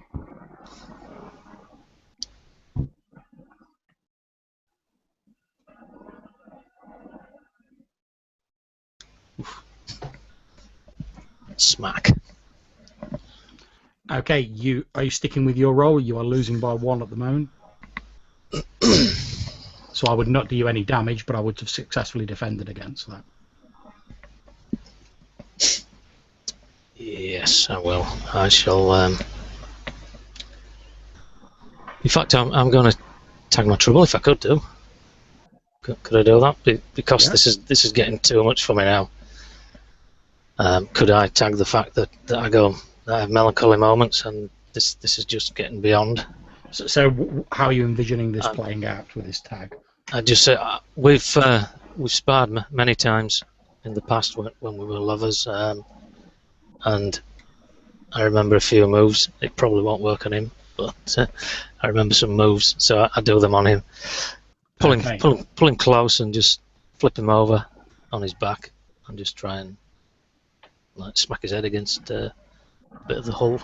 Okay, yeah, not a problem. Spend your fate point, and you are indeed able to render the clone unconscious.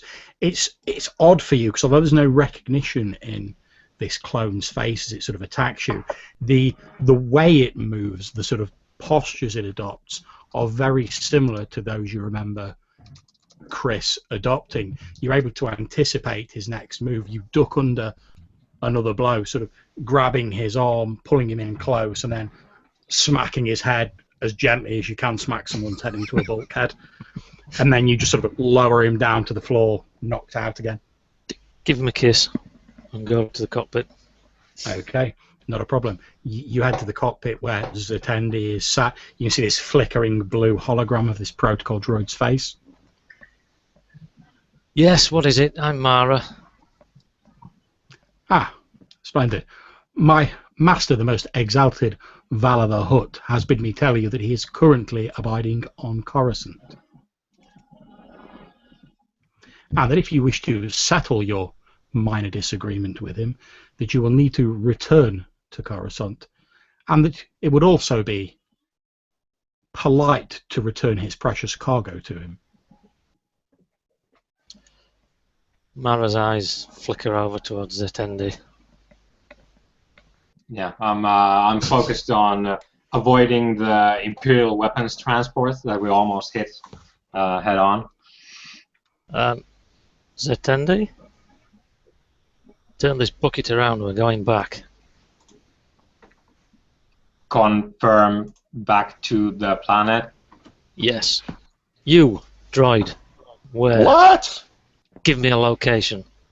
Of course, I can provide you with full coordinates. My master has given me permission to divulge that information. Right. Type these coordinates in, Zatendi. We're going back. I'll Transmitting clear them, with the others. transmitting them now to your navicomputer.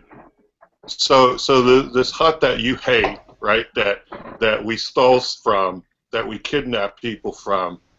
We're not going to go see him. We are. We're going to go see. Oh. We're going to sort out this whole problem. What he's done to Chris, and I'm going to put a bullet in his head. Oh, I blasted the bolt. That's pretty violent. Be I'm on board. advised, Sure. we are trailing some coolant fluids, battle damage, obvious to orbital scanners. So we do need to land then and get that repaired. Affirmative, and I punch in the they said the center coordinates to us, so I just I put it on autopilot basically. Okay, not a problem. Your ship that was just sort of leaving the atmosphere into open space sort of swings round in an arc and begins to once more dip into the atmosphere. You see the exterior of the hull from where Aloat and Dalen are sat in the gun pods. You see the sort of exterior of the hull heating up as you begin entering orbit again and sort of sweeping round to head towards another part of the planet, many miles away from where you originally were. Call out to Dalen. Aloat, I need your help. What's this course? Why are we diving back to the planet? I'll explain it when you get down here. And I leave the gun, the gun position, and move back to the cockpit. Okay, no problem. We saw space. We could go into hyperspace. It was right there. The button was blinking red in the cockpit to leave this place, but we're not. Okay. I have something to do. Then you can leave. Mara, come on. We want it. This is not good. Well, we've done pretty good sticking together, so this is perfect. We'll get through it. Yeah. What could be better? Yeah. Okay. As you head back into the atmosphere, the coordinates appear to be taking you towards a very large and palatial building, sort of like probably about 500 miles away from where you originally were. So you've done a large sweeping arc around the planet. As you get close, you can see it's effectively like a large sort of tower block, almost reaching many miles up into the air, almost sort of touching the lower atmosphere of Coruscant itself. You two know about the workings of the human mind, don't you? I should say, referring to Aloat and Dalen. Can you get inside Can you get inside Chris's mind and find out what they did to him and maybe undo it? I will try. Yeah, I flunked that class, but Dalen could do it. Okay, they indicate Dalen, the again unconscious clone, who's starting to look a bit battered, to be honest, given how many times he's been knocked out and he's had his head smashed into things. Yeah, I kneel down at his head. I walk back to the room where he is. I guess it's a cargo room, cargo bay, and I kneel down at his head. I place my two what is it called? Fingertips at his temples, and I try to, together with him, travel through the patterns of the Force and understand what has become of him, and if there is a knot of dark side somewhere in the mind, maybe I can undo that knot. Okay, so make me a will roll against his mental defense.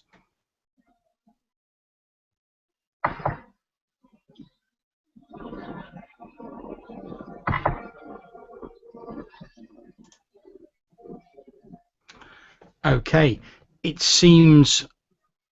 Yes, you can. It seems quite difficult at first. There's obviously a lot of conditioning in this mind. But as you concentrate, Dalen, you shut your eyes and you're transported away sort of in a vision or perhaps some sort of hallucination to another place. You almost see as though you were this person whose head you're cradling. You see this person climbing out of a metal coffin, rather like the ones in your cargo bay, a sort of back-to-like fluid leaking off him as he does so. There's a man in a grey jumpsuit stood in front of him with a data pad and a stylus. he looks at this person and says, designation, at which point he says, TRF 384, Clone Trooper Division Bravo. Sir! He says, yes, very good, very good. Yes, the Emperor will be most pleased with this batch. He turns around to someone standing in the shadows who you can't quite see and says, tell your father, Valor, that the Emperor will not forget this donation to his cause, and I'm sure we can work out some mutually beneficial payment. At which point you hear a sort of slimy, sort of slopping sound from in the darkness, and you hear this, oh, oh, oh, oh. And you see a hut. It looks a lot younger and a lot less sort of craggy than the one you saw on the data pad. Nod its head and slither out of the room. Then your vision ends and you sort of snap back into the cargo bay, and you're holding this unconscious clone's head in your hands.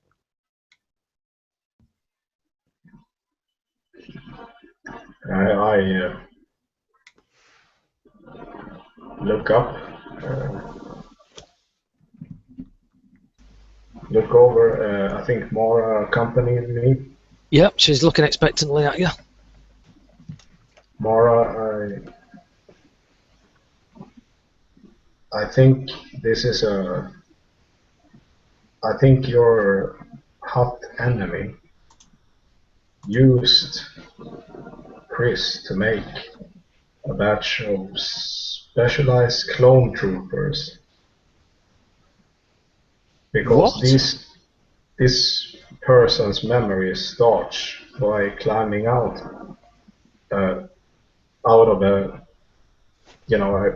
something similar to that, and I point over to the coffins with these status displays on them. And do they have vision panels in them? I shall, halfway through his conversation, his explanation, I shall rush over to these. They do have small sort of vision slits on them, but they're all like frosted over at the minute. On the outside? Yep. You scrape the frost away, and as you do, you see the pale face of a person unconscious, eyes shut, sort of looking out of it, and it's an exact replica of Chris's face. Run over to another one. You wipe the frost off that, and you see the same thing, another face of Chris staring out of this view slit. She drops to her knees. No! He might still be alive. Aren't we going to Vala? And I walk up and kneel next to her. Her old, steely-eyed, cold demeanour returns. She just nods, draws her pistols out, and starts checking them over. Whilst this is going on, your ship has drawn close to the landing pad of this huge towering building. It's on the upper floor. As you're sort of coming into land, still on autopilot, Zatendi, you can see there are what appear to be 10 armoured troopers. They're not wearing clone armour, the traditional clone armour you'd see Old Republic, now Empire troopers in. They're wearing sort of specialised body armour, which any of you have encountered the Hutts will recognise it as being of Hutt manufacture. They're all carrying blaster rifles. There are 10 of them sort of waiting near the door, the blast door into the building from the landing bay. Yeah, that looks bad.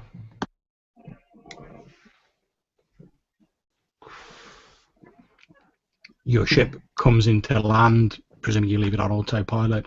The landing gear goes down. There's a as you land. We have arrived at the coordinates. Please advise. So what's the plan here? Drop me off and make your own way out. This is between me and the hut. I don't want to draw you men in any further. If you're going alone, I'm coming with you. And we're all here now, but it's some sort of plan other than, that. I just have vengeance on my mind. But your help, yeah, I appreciate it.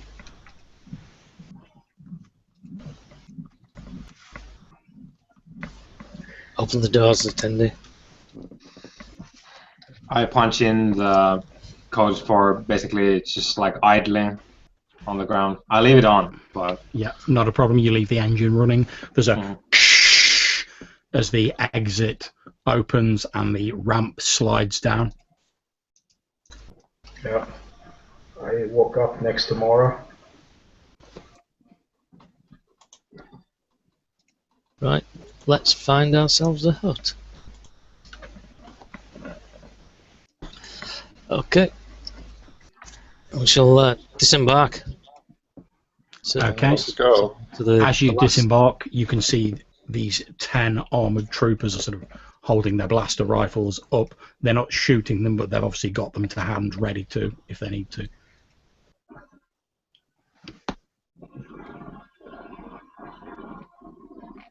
Well, Mara, this is your show. Okay. Is that somebody else say something? Yeah, Mara. Z10, Z10D, are you going? well, if you guys indicated that I should, yeah. But otherwise, I guess it doesn't occur to me to come out. Maybe, yeah. I'll have asked, like, unless John has something there in his. Well, I was going to say that obviously since you are designed to preserve sentient life and your fellows are going into an area of high risk, that perhaps Yeah, I guess your help could help preserve them. Yeah, I guess the my like IFF protocols identify that these guys with the armors and the guns are probably up to no good. So yeah, I'll come with you then. Yeah, I personally like preserving. I like your preserving activities, so I would encourage that. Splendid. Okay. As you walk down the ramp, you see the armed troopers part slightly, and a dark blue protocol droid, a 3PO unit, so with its arms held like that, sort of shuffles out from between them. You recognise the droid who spoke to you on the holographic comms system. Yeah, I immediately start like talking to him in like droid beeps. I relay, like, we have arrived as you have requested. We are not to be harmed. Well, I don't have any say in whether or not you're harmed. That will be down to my master, the illustrious Vala the Hutt, he says in common basic. Mm-hmm. And of where might we find your illustrious master? I have been sent here to convey you into his illustrious presence. If you will please follow me, gentlemen. And he sort of shuffles and turns around and begins walking back into the building. And a lady. The droid stops and says, "My apologies, yes, and lady," and begins shuffling back into the building. So this was some sort of this was not like laminate armor. This is different. Yeah, this is more like heavy duty. Okay. Can I do are they all wearing the same stuff? Yeah. Okay, so what would I roll if I wanted to become aware of what their stuff is and how best to like break or disable it? Attack roll. Okay. I will do that. So basically my idea here is that I want to know what to do if I need to do something. Okay, so effectively you'd be trying to create an advantage, so you're spotting a weak point. That's fine, make your tech roll.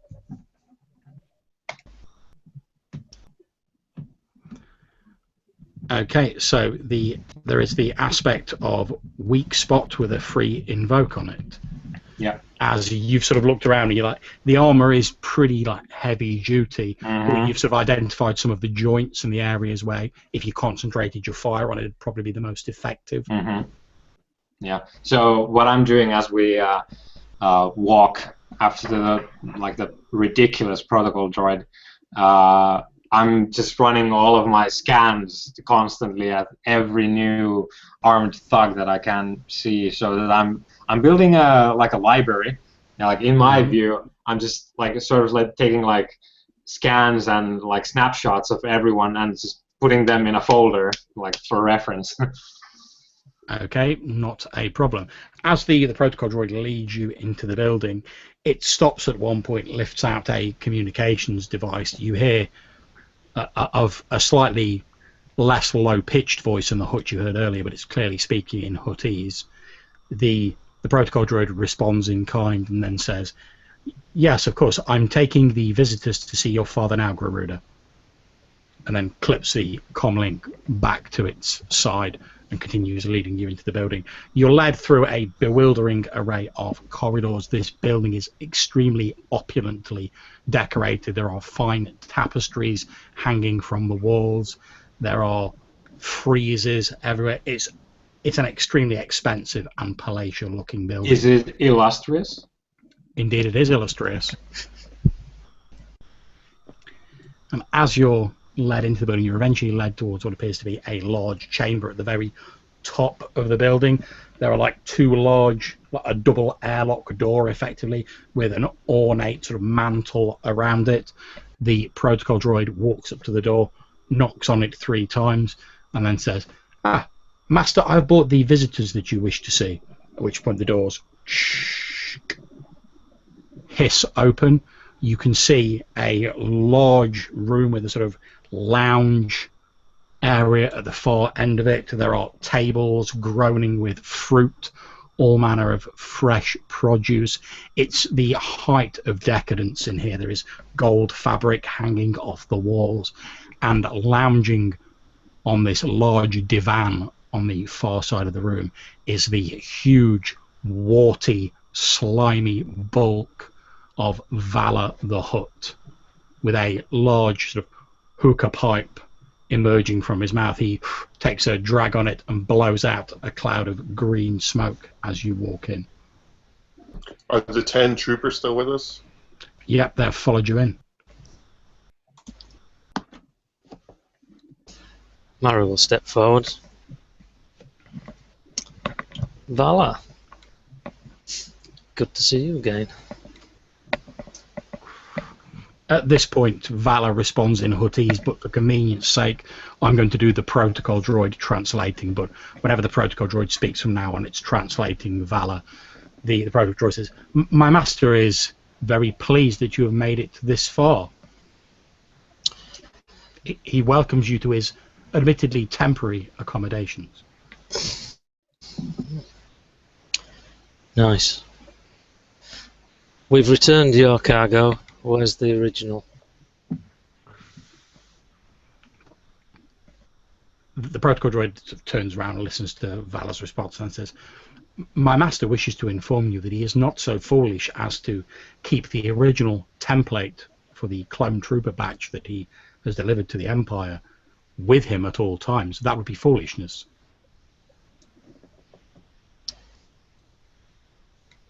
Where is he then?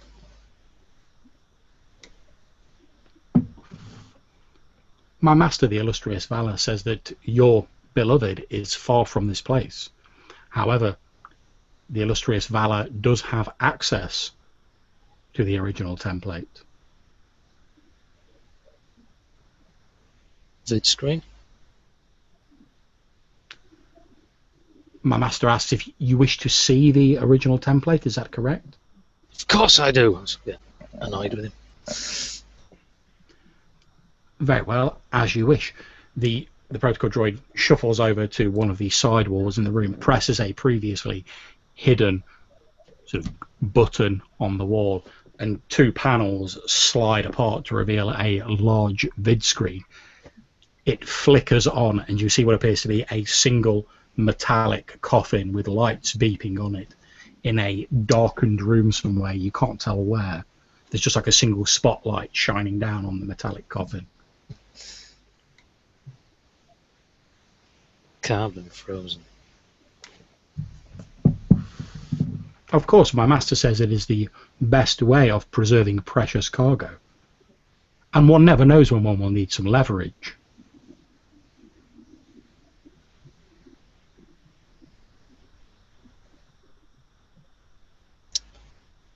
My master is intrigued to know what you wish to offer for the recovery of the template. I'm sure you're aware that if you kill my master now, then you will never see the template again.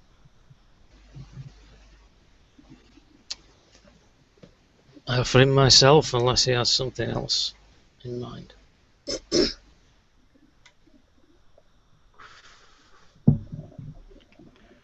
At which point Vala says something to the protocol droid, and the protocol droid says to you guys, my master is extremely interested in an information storage device which he believes is currently on this world.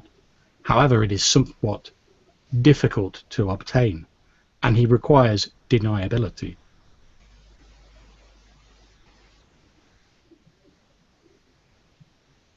What kind of information is in the information device? Please allow me to demonstrate. The protocol droid presses some buttons on the vid screen. It flickers for a few moments and then comes up showing a strange sort of rhomboid shaped object that the two Jedi amongst you will recognize as a holocron.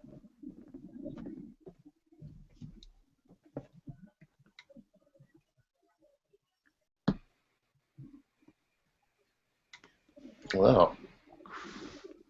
This is the device that my master wishes recovered. I'd be very interested in helping with that. If you can deliver the device to my master, then you will be given the location of the template. Where's the last known location of this device? During the sack of the previous Jedi temple, the device was stolen by a lower level employee and taken to the underworld of Coruscant. It has not yet been recovered by the authorities. My master wishes that it should be given to him rather than fall into their hands. He has people who are interested in the information that it contains.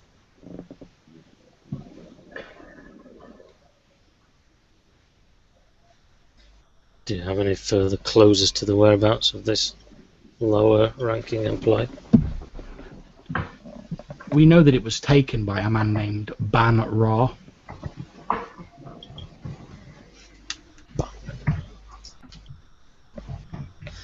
Okay, at which point can I ask the two Jedi amongst you to please make me a knowledge roll?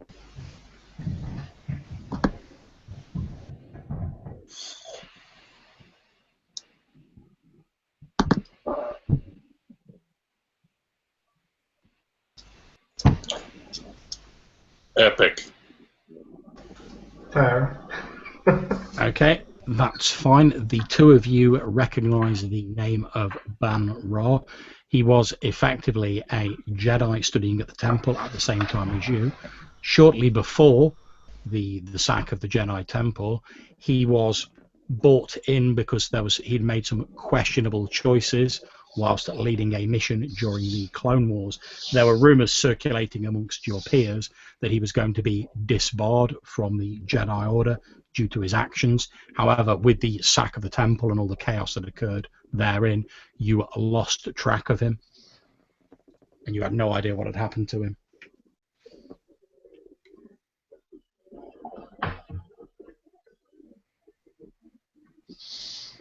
See, I got kicked out for losing track of Camino. You know, they hung that on me, and this guy had to like do all that to get kicked out. See how unfair that was? Like you lose the coordinates of a planet versus what that guy did. It's just not fair. Planet is bigger.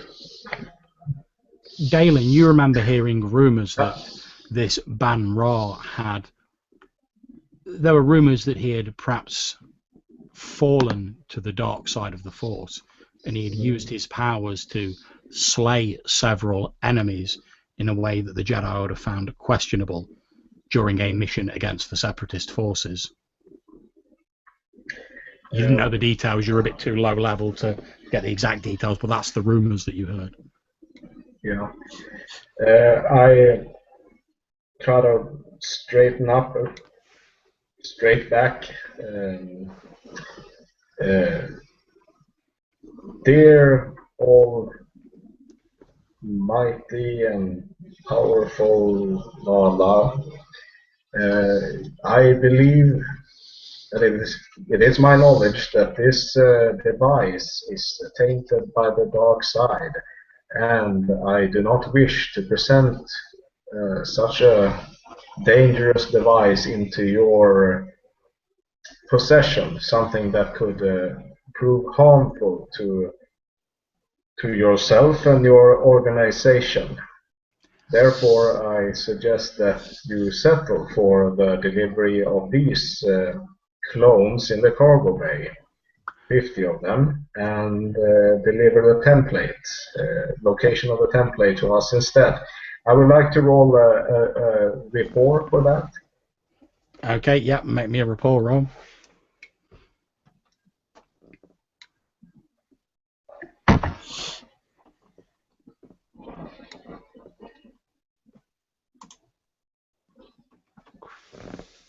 Since I'm focusing on his security, but it's not going to go.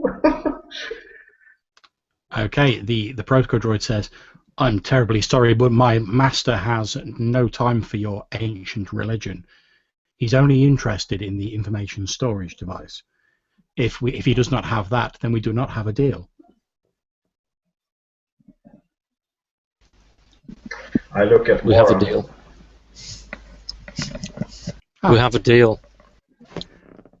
Excellent. My master, the illustrious Vala, is pleased. He suggests that you return here once you have located the device, and we will make the exchange.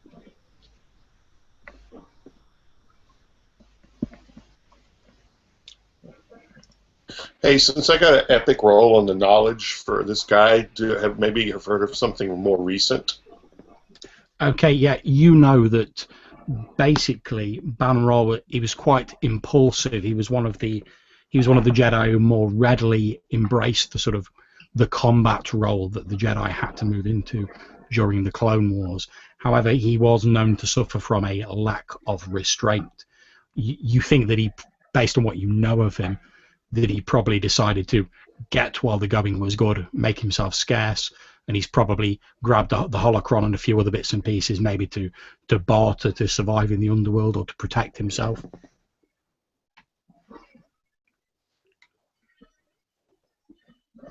Yeah. I'm planning to kind of try to track him through the Force. That's what Dalen is thinking. To do some meditation and try to do that. Okay, if you were going to track him by the Force, obviously it'd be easier the nearer you were to him. Obviously, at the minute you're high above the underworld of Coruscant, and he's potentially sort of as near to the surface as you can get to. It'd be quite difficult at the moment. I mean, we're talking like a sort of epic roll at the minute. It'd be easier the nearer you got to him. I mean, you can make a roll now if you wish, just to see if you can get lucky. I'm waiting for we should get. So I guess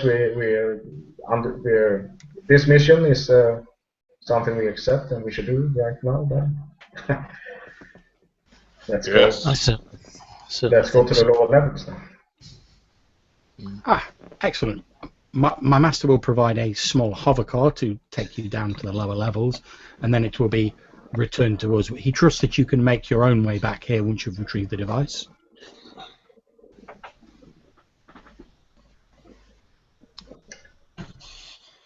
Sure. Okay. At which point a hover car is dutifully provided. It has a droid, a fairly simple droid, driving it, and you're all conveyed down into the lower depths of Coruscant. As you head further down, the light of the open air eventually disappears, and the whole place takes on a darker and more claustrophobic feeling. The large, previously palatial and quite awe-inspiring buildings give way to shanty towns, small lean-tos, tumbled down cantinas and buildings. Everyone here has a sort of slightly furtive look to them. They're dressed in fairly ragged clothes compared to those who breathe the rarefied upper air of Imperial Centre.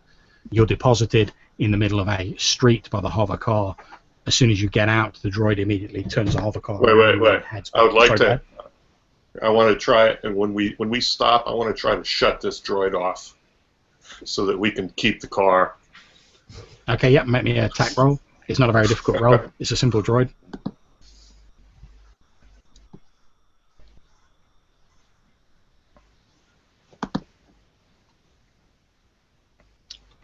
Yeah, not a problem.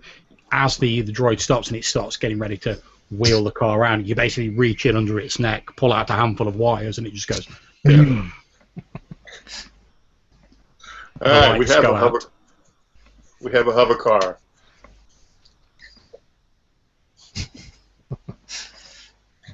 Okay. Let's hope it's still here when we get back. Yeah. Well, it'll help us get around. Put the droid in the trunk. Yeah, not a problem. It actually packs up quite small. You might gather that it's designed to be packed away in a suitcase almost. So you just fold it up, slot it into the trunk, no problem. No offense, Evan. Z10D. I don't actually respond, and that's not because like Z10D is offended, but it's just because he doesn't understand. Oh well, it doesn't understand what you're trying to say. It's all good. Yes. Yeah. Now, okay, you guys are stood in this dark street. A light rain has begun to fall, pattering off the sort of cracked floor of this slum of the underworld of Coruscant. People are sort of pulling their coats up and like rushing into buildings. You notice as the rain starts to fall a bit more heavily, as it hits the floor, it's actually hissing slightly. Great. Let me try to find them. Yeah, let's drive under an overhang. Try and drive under an overhang of some kind to avoid the acidic rain pouring out of the sky. Not a problem. You pull under an overhang, and it's actually like a sort of a metal awning of basically like a small sort of street vendor selling food. As you pull in, a reptilian-looking figure leans out of a nearby window, and he says, "What do you want to buy?"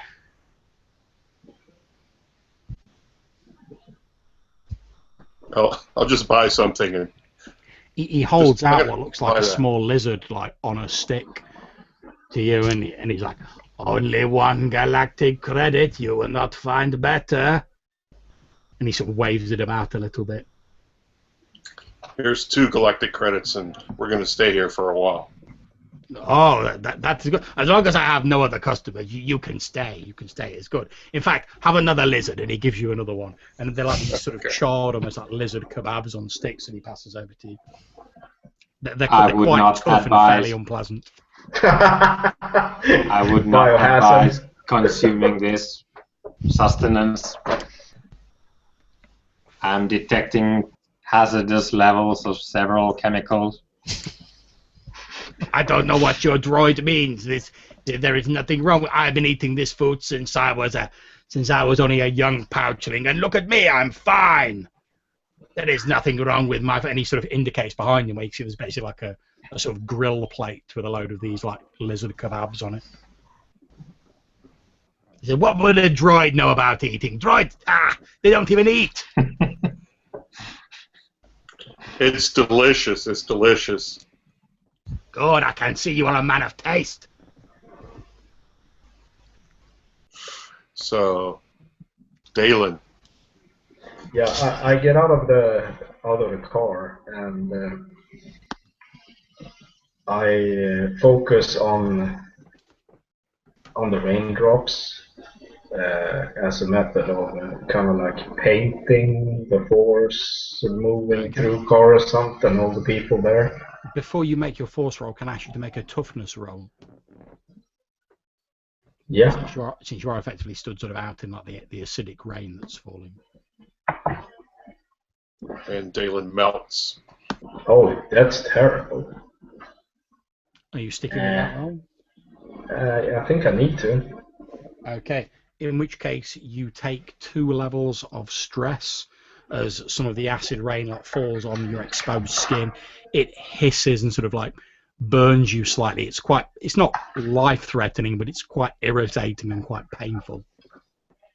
Yeah. But since I'm trying to be one with the force here, it's kind of like this pain actually could help connecting through these various paths the force is taking. Indeed. Okay, so would you like to make me a will roll? Yes. It's against his will to see if you manage to locate him. And I am going to use. Okay, but I roll first, and then let's talk about the other stuff. Okay, so I got 2.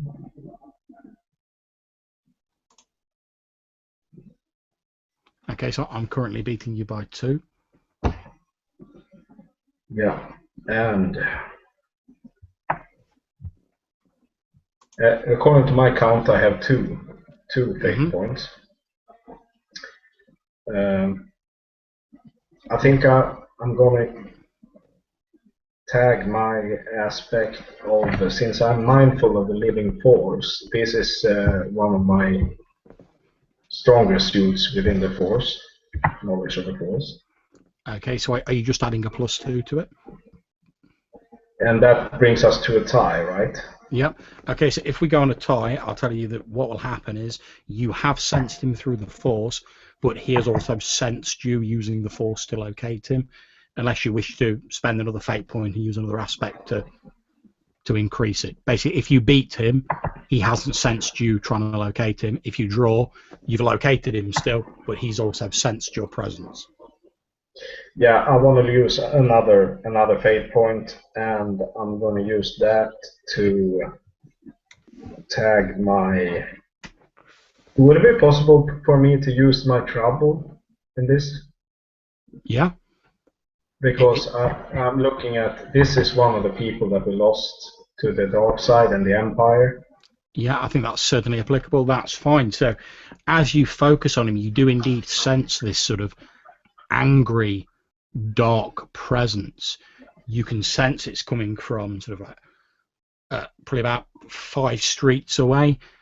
You don't get an exact sense of like what building he's in, etc. But you've effectively sort of, as you get nearer to him, you'll be able to zero in on him.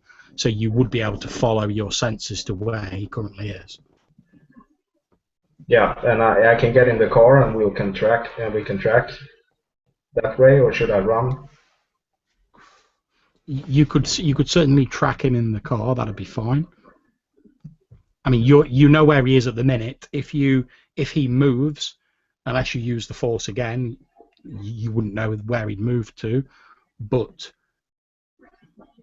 obviously, if you get in the car, you can get there quicker, so he's less likely to have moved. Yeah. I look up and I wipe away this stingy rain that burns my face, and it gets kind of red or burned, almost like you've been out in the sun too long, but this is more like spots instead of the big areas. And then I say, okay, please turn the car around. It's over that way. I'm pointing, but please, I need to focus, and so I kind of like look very turned into my own consciousness. Okay, so Dalen jumps back in the car, says he can direct you guys. He seems very sort of focused and sort of like as though he's trying to internalize something. Obviously, Aloat, you recognise that he's using the living force to sense where this person is, sense the sort of the taint of the dark side on this Ban-Ra. Okay, start heading out and listening to his direction. I also say that it is clear that he is consumed by rage. Okay, you follow Dalen's directions, and eventually you end up outside of what appears to be a very sleazy, sort of dimly lit cantina, you would assume. There is some sort of tinkly electronic music emanating from inside. You can hear people shouting and talking. You can see that it says Jack's Place over the door in sort of like garish neon writing.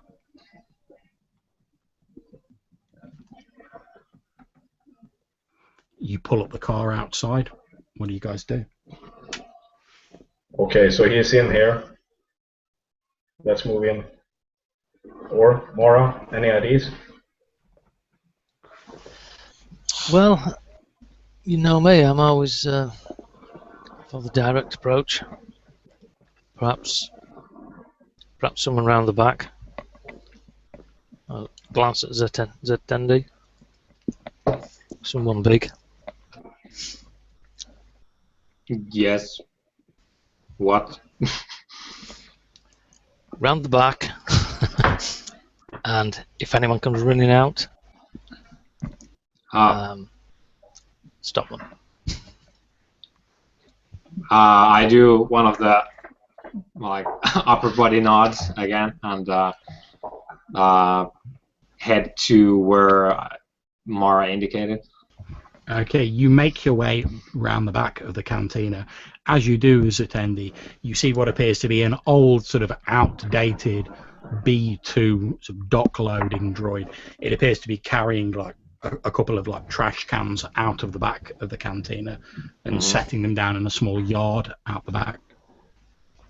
It doesn't really pay you any attention. It just seems to be like doing its job. It plonks these 2 trash cans down and turns around with a and then starts walking back into the building. Yep, I make note of it, but because we're droids, like we don't socialize at all, so we're just both doing our jobs here. So. Okay, so while the attendees scooted round the back, what are you guys doing out the front? The 3 of us will go in and flush him out, I guess, unless one of you wants to stay here in case he gets round us and starts to come out the front. I don't know. I think we go in, all of us. Right? Yeah, I don't know what he looks like, so I'll need at least one of you. Yeah. I'm with you. Amulat? You come?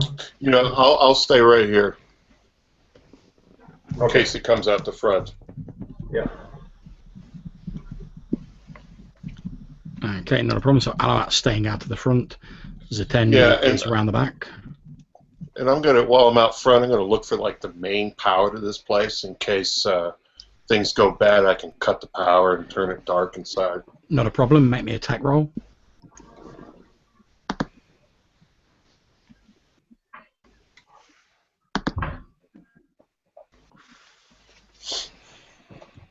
Okay, yeah, not a problem. You've located the sort of main junction box on the outside of the canteen. You think disabling it would be fairly easy. It's just a matter of pulling a few cables out. Okay. Then presumably Mara and Dalen, you head into the cantina. Yeah. As the doors open, the sound of conversation sort of washes over you as you head in. You can see that it's mostly humans inside the bar. There's a few aliens dotted here and there, a couple of Rhodians, a few Twi'leks, maybe a Sulustan dotted about. People sat around tables playing sabacc, gambling with chance cubes, drinking, talking to each other. There's a few people wearing the sort of grey overalls of like flight crew, etc., obviously on their downtime here. However, as you look in, Dalen, you can see stood at the bar with his back to you is a man wearing brown sort of leather clothing. He has like a hood pulled down, hanging down at his back. You see that he has 2 leku, the head tails of Twi'leks, hanging down. He has deep red skin, and you recognise this Twi'lek to be Ban Ra. He doesn't appear to have noticed you. He's got his back to the door. He's talking to the barman. You can't quite hear what he's saying over the sound of conversation. And I lean into and whisper to Mara. Is the Twi'lek there with the red skin, brown leather? Is that the lore you see? Yes, I see him. Would you like me to try and pick him up?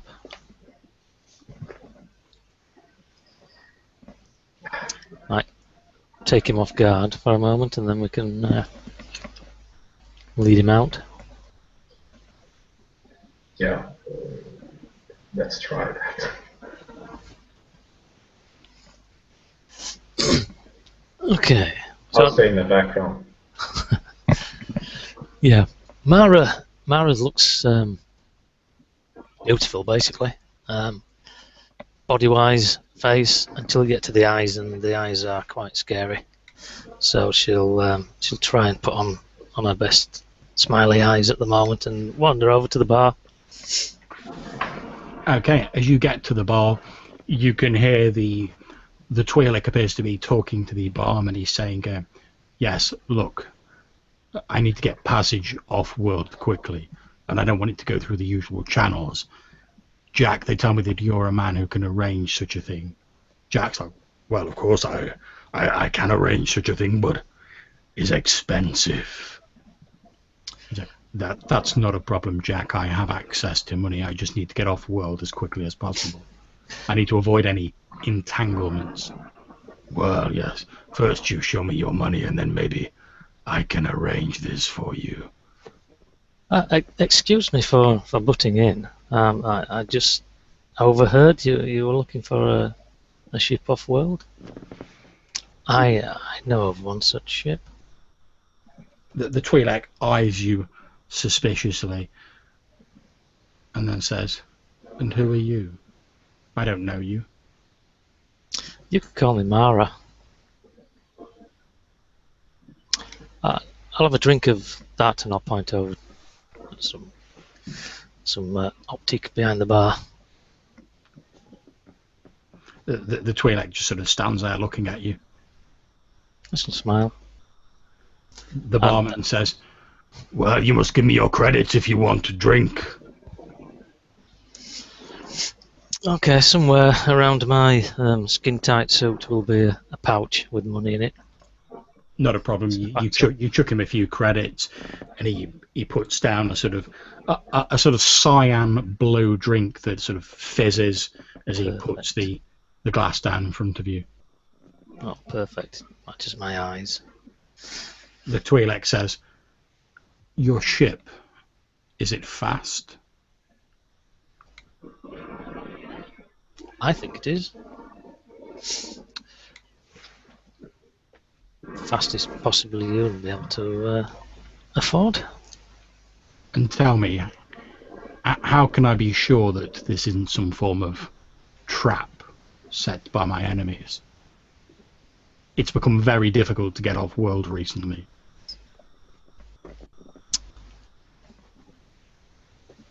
Well, look at me. I'll say look at him. Do I look like someone sent by your enemies? The two blasters. The Twi'lek Banra smiles slightly and says, if I were going to attempt to entrap a desperate man, you look exactly like the kind of person I would send. Thank you. Well, you're right, I'll say. You see his hand sort of go to his hip as you say, you're right. Okay. And mine will go to mine then. He doesn't produce a weapon. He just moves his hand to his hip. But he's obviously like ready for trouble. Yep. At this point, Dalen, can I ask you to make me a will roll, please? Yes.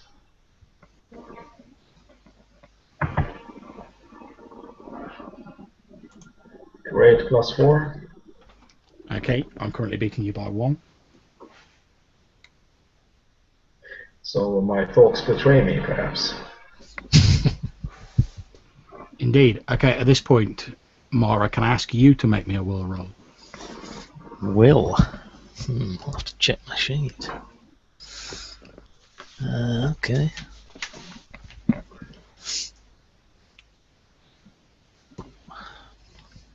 Oops. Okay, let me just check my sheet again. That's currently not very good. You might almost say it was terrible.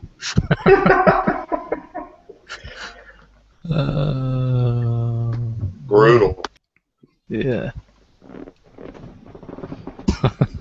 Okay, so the not going Twi'lek reaches out a sort of hand and like waves it in front of your face.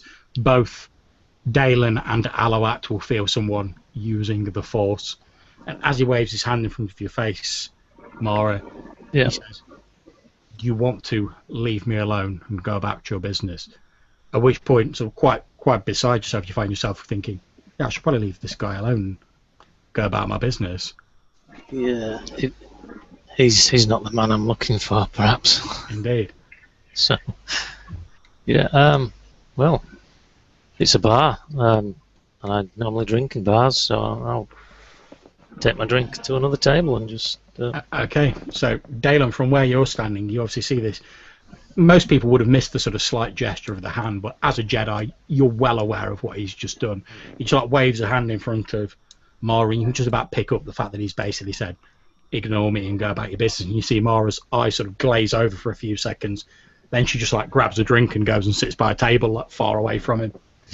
He turns around, pulls his hood up, and begins walking towards the exit from the bar. Yeah. I step in his path and I say, "Present the holocron you stole, Ben Ra." No, sorry, man. Ben Ray? Banra.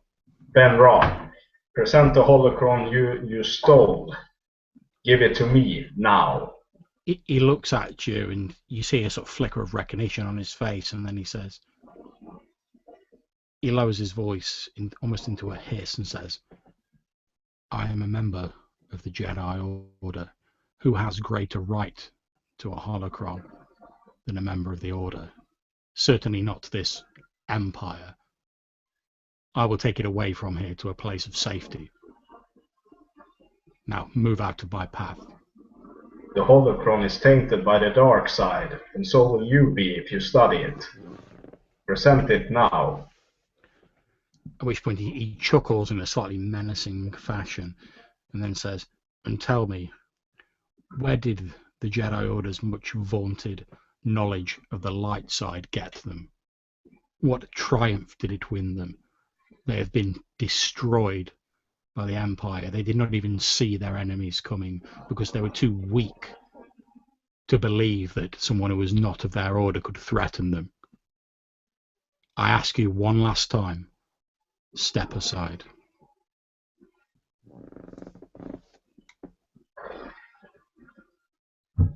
At this point, I think that the trouble is boiling within Dalen. So many were lost. Are you suggesting a self-compel? Yeah, I'm thinking so. So what are you suggesting for the compel? What action would you be taking? That he convinces me that this isn't the right way to try to take his holocron. Okay, so I will say that if he has convinced you and you're willing to help him try and get this holocron off-world and away from the Empire, I will give you a fate point. Yeah. Okay, have a fate point then. Yeah, I think so. Well, that would be self-compelled, good for my trouble, I think. That's fine, have a fate point. You think about what he's saying, and to be honest, although he might be tainted, surely it's better that a Jedi has this holocron. After all, it was made by the Jedi, than it fall into the hands of the Empire, along with whatever other priceless relics they've pilfered from the temple.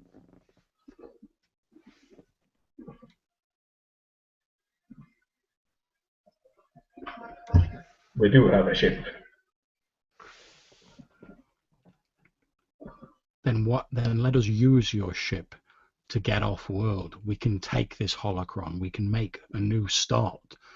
The information that is contained within it will allow us to rebuild the order, but we can make it better than it was, far away from this empire.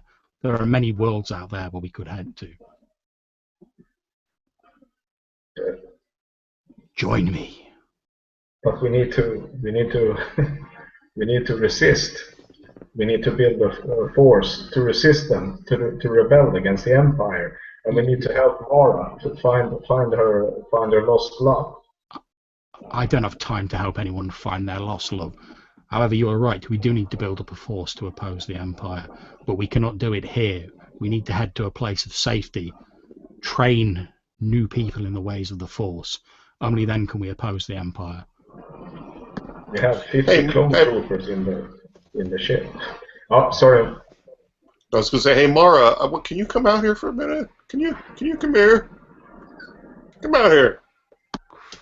I'm assuming you guys have got like comms, so yeah, that's absolutely fine if you want to say that tomorrow. So, Mara, you hear Alawat on the comms going, any chance you can join me outside, Mara? Oh, so I'll just finish this drink. Yeah. A moment. Okay, not a problem. You go and join Alawat outside, Mara. Yeah. You just got mind tricked. Just think about it. Think about it. Think about it. Focus. Now that it's actually been brought to your attention, Mara, it does seem a bit odd that you were talking to this guy and you were like, yeah, this is the guy I need to find. And suddenly you were like, oh, for no reason at all, he's not the guy and I need to go and sit far away and have a drink. It does seem a little odd. You've not really even thought about it, but now someone's pointed it out to you. Wow. He's good. That was the guy you were looking for. That was the guy. Right. Well, I suppose I best go and find him again then. Are the others around? Did we see them? He's inside talking to Dalen and convincing Dalen of something. Yeah, it's easy to see from where you're sort of like peering through the window, Alabat, that although the two of them started off, Dalen and Ban Ra started off being fairly sort of aggressive in terms of the body language and sort of edgy towards each other, that's gradually faded away and they seem much more open and almost friendly with each other now. You don't know exactly what's passed between them, but obviously something's gone down.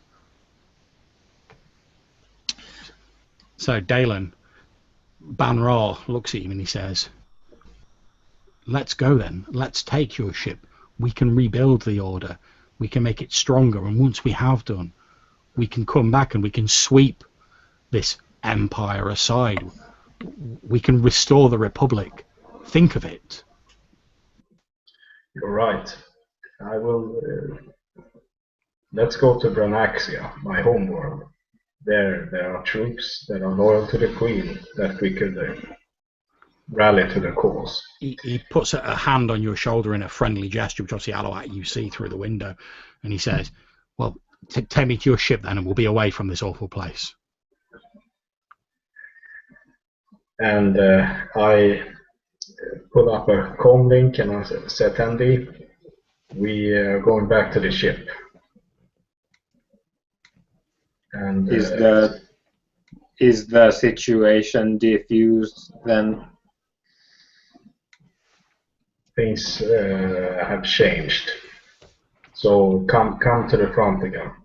Okay, so as Dalen and Ban Ra head out to the front of the canteen, obviously Alawat and Mari, you are out there. You see Zatendi sort of heading round from the back of the building back to the front of it. Alawat and Mara, you see Dalen and this redskin Twi'lek Ban Ra walking out of the front of the cantina. There, it's a hover car. You can take that to the ship. What? Good. Wait, what? Good. It's important I get off world as soon as possible. Have you got the device thing? The device needs to serve a higher purpose.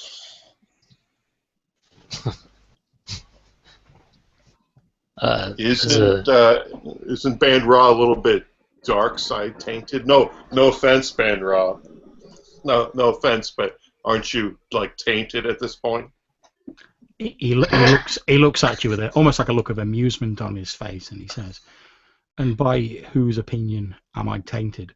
The Jedi Order? Why didn't we go and ask? Oh no, wait, they're all dead." They're not all dead. He looks over at the two of you. You see, he does recognise the two of you, and he says, "Yes, there are a few of us who remain, but how long do you think it will be before the Empire gets around to dealing with us? Our only hope is to leave this place, regroup, gather our forces so that we can oppose them."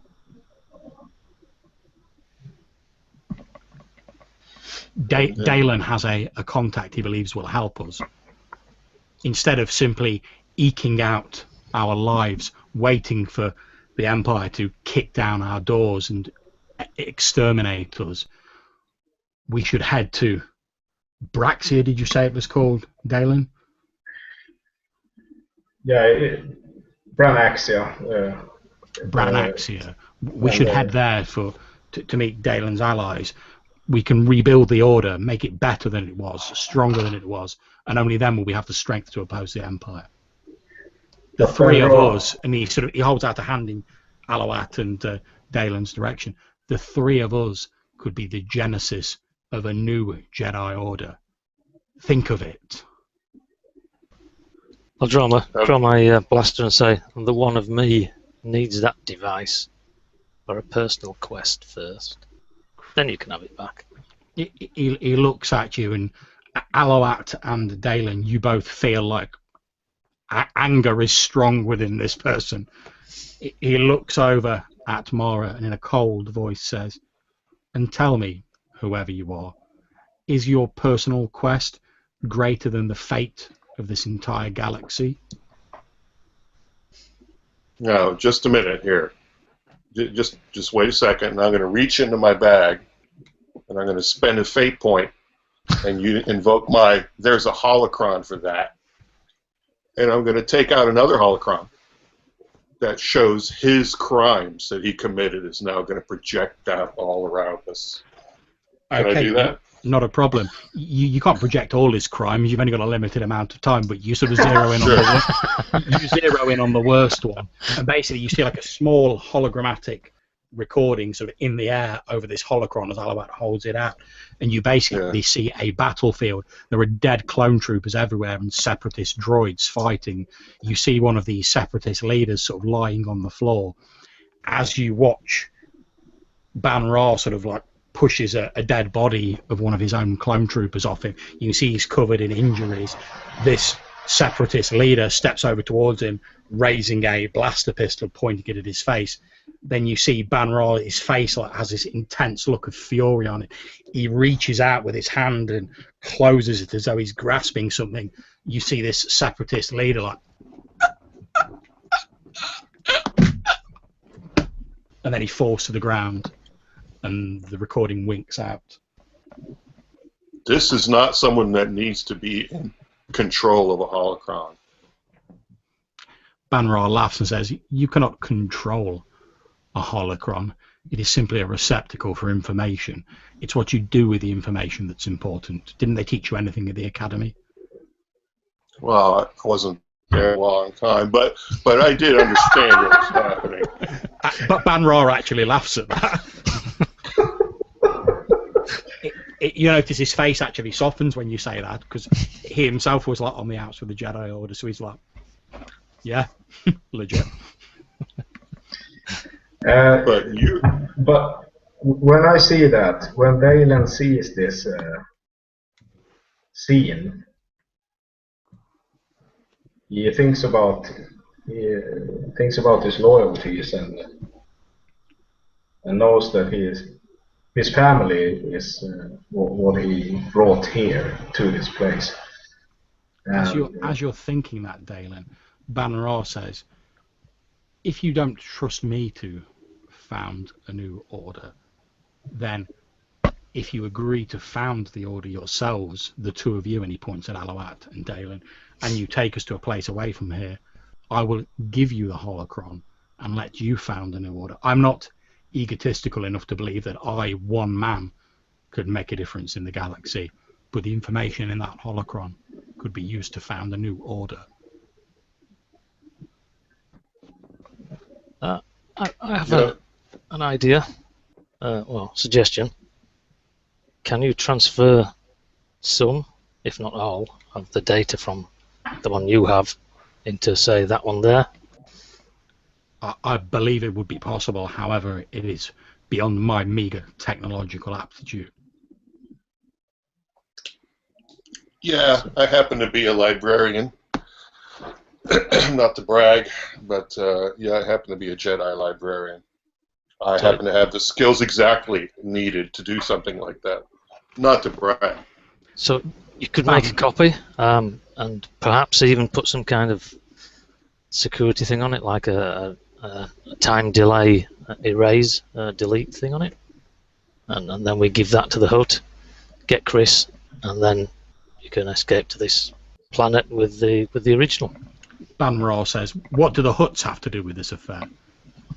They've got Chris. Who is this Chris, and what does it matter what becomes of him? He's my husband, and it matters a lot to me. And if you keep up this attitude, I'm going to have to. Mara is a great ally to us. So Mara has been a great companion to us and has been a huge help. So if we can help Mara and cheat the Hutts while we establish the new Jedi Order, I think that's worth doing. Okay, at this point, can you please, Alouat, make me a rapport roll? Oh God. Yeah, sure. Yeah, and we're totally going to do this, and so decisions made. Let's go. Bannerar looks a little unsure and he says, I am willing to allow you to copy whatever information you can fit onto that second-rate holocron you have there. But I will not allow the original that I possess to be turned over to anyone else. Certainly not the Hutts. That's fine. That's part of the plan. You keep it. I suggest then we return to your ship. The copy can be made there, and you can hand it over to whoever you wish. Then we can leave. Yeah. Who told them we had a ship? The one up. I did. I think. There? Yeah. Yeah, Oh, it was all part of my my ruse that I'm not very good at deceit, I'll say. Okay, so are you all effectively bundling back into the hover car and heading back to your ship, or? Yeah. Yep. Unless someone else wants to do something.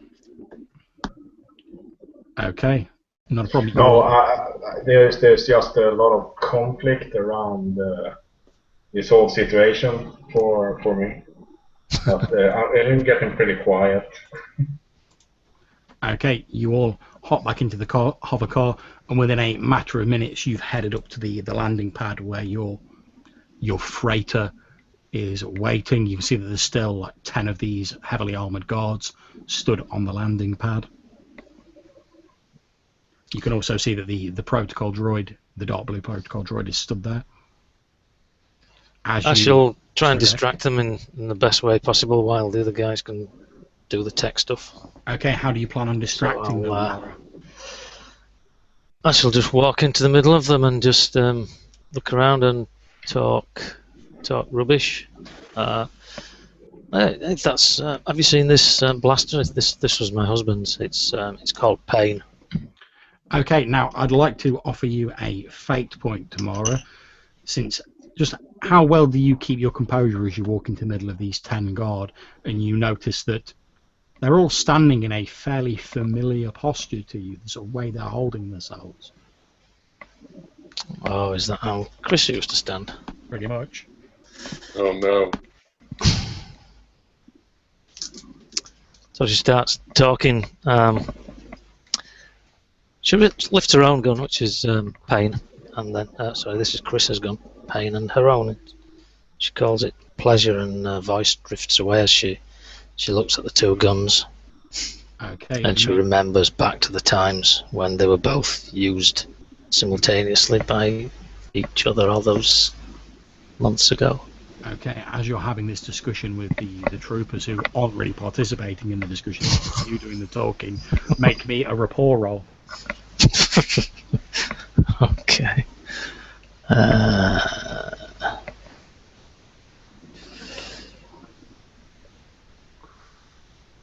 Yep. Let's give it a go. Yeah, the guns, the pistols, blasters, they're, oh my giddy aunt. So that looks quite terrible. But oh no, I'll only bring it up to 0, won't I? Yeah, I'll spend a fate point and okay, so you take it up to a 0. My,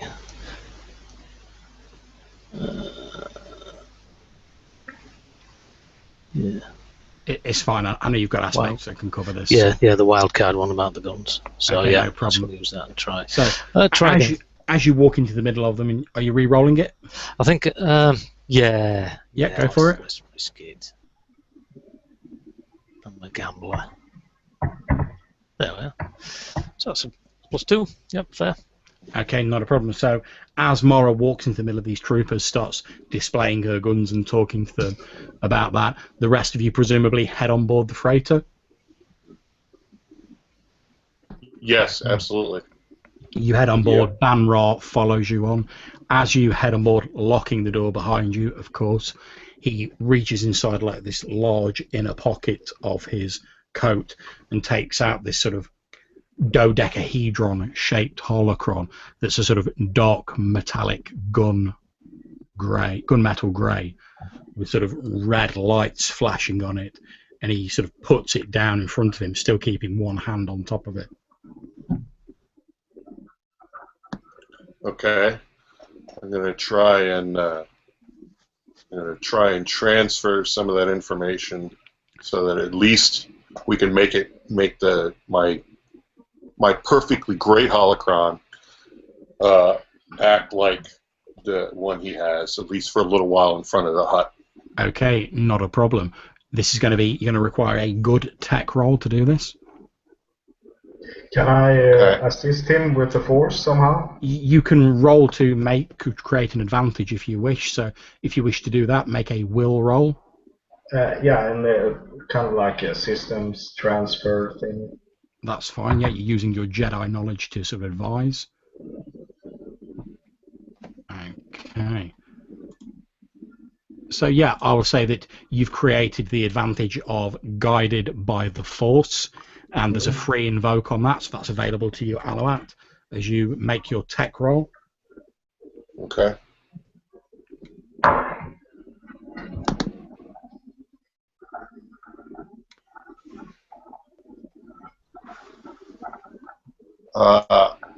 And since I am a librarian researcher, I'm going to turn that into a fantastic.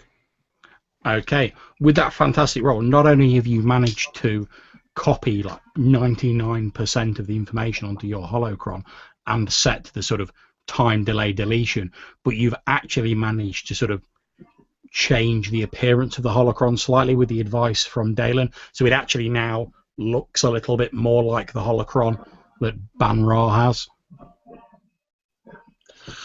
Oh, yeah. Librarians were the undersung staff in the Jedi Temple. Remember, if it doesn't exist in the library, it doesn't exist anywhere. Even Ban Ra sort of grudgingly nods and says, "Your skills are most impressive, librarian." Camino does exist, though, even though the coordinates were displaced.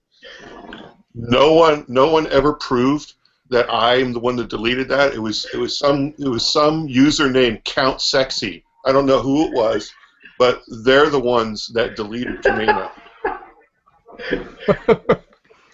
Okay, so you guys have now got the copy duplicate holocron. Ban Ra says, "I will stay on board the ship. If you do get into any trouble, let me know." And he sort of secretes his own holocron back in the folds of his clothing again. Okay, Mara. Are you done talking to the clones?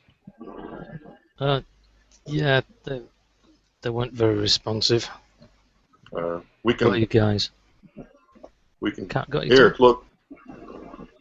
Here.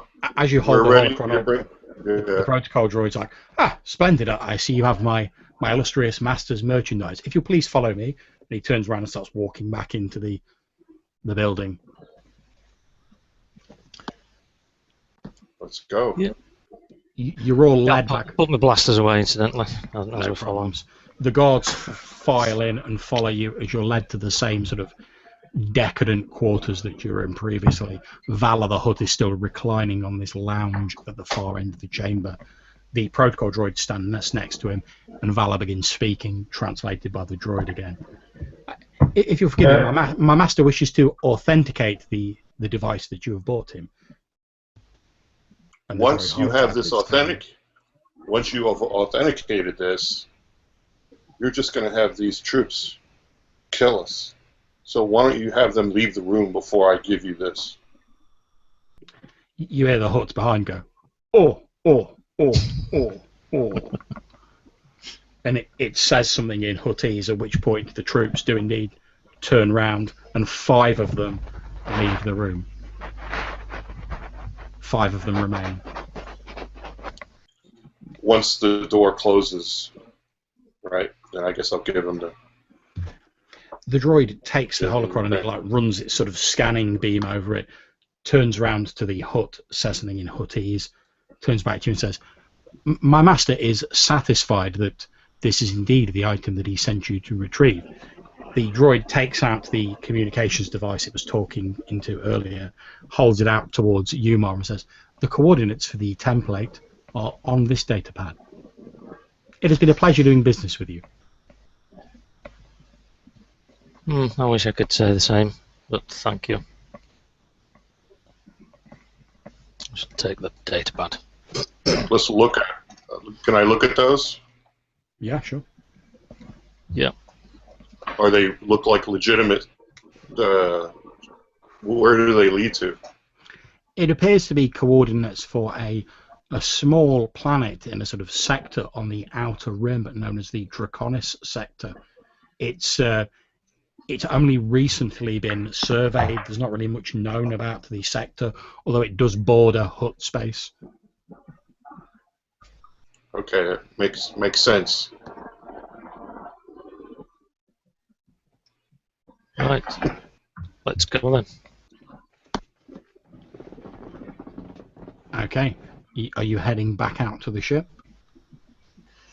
Yeah. Yeah. Right? Yeah. Okay. You all file back onto the ship. Ban Ra is still sat there waiting, sort of drumming his fingers on the table as you head back on board. As you do walk back in, he says, "I'm not sure if you're aware, but you have 50 cryostasis units in your hold." Oh yes, they weren't part of the deal though, were they? Well, if you get lonely, they look just like Chris.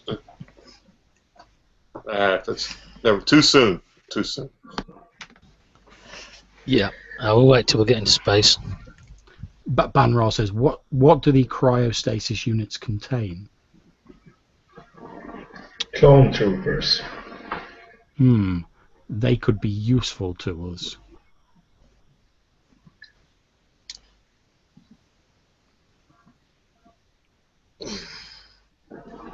I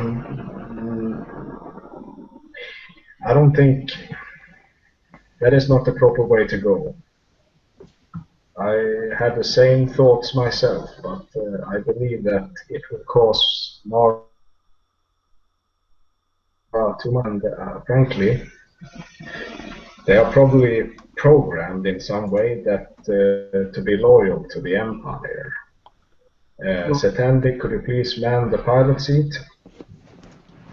Yeah, I get to the cockpit. Plug in. Okay. I'll take the co-pilot seat. Not a problem. You get in your ship, you take off, this time unmolested by fighter craft, and you make your way out of the orbit of Coruscant into the blackness of space. Zatendi, are you punching in the hyperspace coordinates for the world on the outer rim that you've... Yeah, I'm gonna like cross reference it with the Navi computer, like the maps that we have, so that we're not jumping into any place that we don't want to.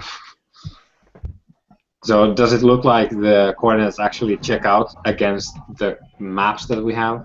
Yeah, it appears to be coordinates to a small moon in orbit of one of the planets in this Draconis sector. Yeah, so it's basically just I'm just trying to figure out if it's actually legit information. It does appear to be legitimate. Yeah.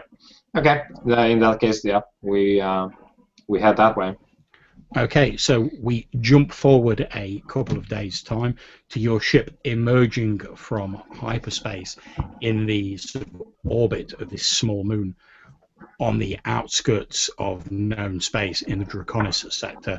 As you approach, you can see it's a small, airless, rocky moon. The only thing that, like, very small, almost like an asteroid with delusions of grandeur rather than a moon. The only thing that really appears to stand out on it is there is a small sort of, I suppose, sort of almost like moon base style building, sort of made of silvery metal. You're picking it up quite clearly on your scanners as you approach. How big was that? Like I say, it's probably about half the base or the moon. I was thinking about the silvery thing. Was it more like a house, or are we just picking up like a space ship? It's effectively a small, like, metal house, really. Okay. So I'll guess maybe the rest of it might be underground. If you had to guess, certainly Alawat, with your tech knowledge, it looks more like a small, like, refueling sort of way stop rather than any sort of like proper base or sort of facility. Well, if this is a base, it's disguised as a fuel stop. Yeah, but it could be disguised. We should check it out closer, or maybe radio to see communicate to see who's there. Okay. Is there an atmosphere on the moon, or shall No. I start getting suited up? There is no atmosphere on the moon. Right. I'll guess I'll try to lean over at Mara is probably in the second pilot seat, but I turn on the comm. Oh, is there any? Can we use the force to see if there's people there? You can make me a will roll, Alawat, if you wish to do so.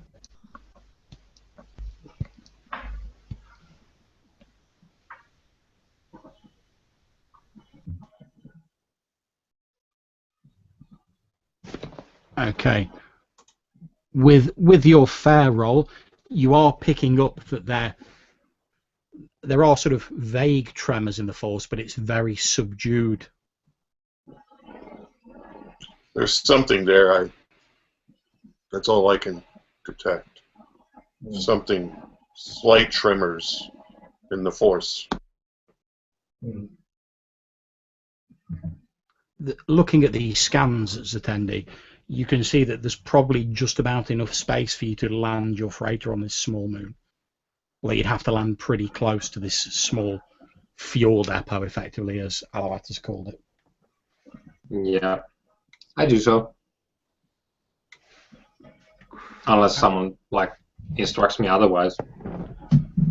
Okay, you set the ship down sort of fairly near, sort of like no more than like sort of 20 yards really from this small metallic structure. Like I say, it's about the size of a small bungalow or one-story house, effectively. Mm-hmm. You can see there's like an airlock door on the outside of it. So there's probably like no gravity at all in here. So we can we like lock our airlock to that airlock, or? Yeah, that's not a problem. If Satendi makes a pilot roll, you can effectively like dock with the airlock door. So you just have to move from your ship into the airlock. Can I try and assist with him?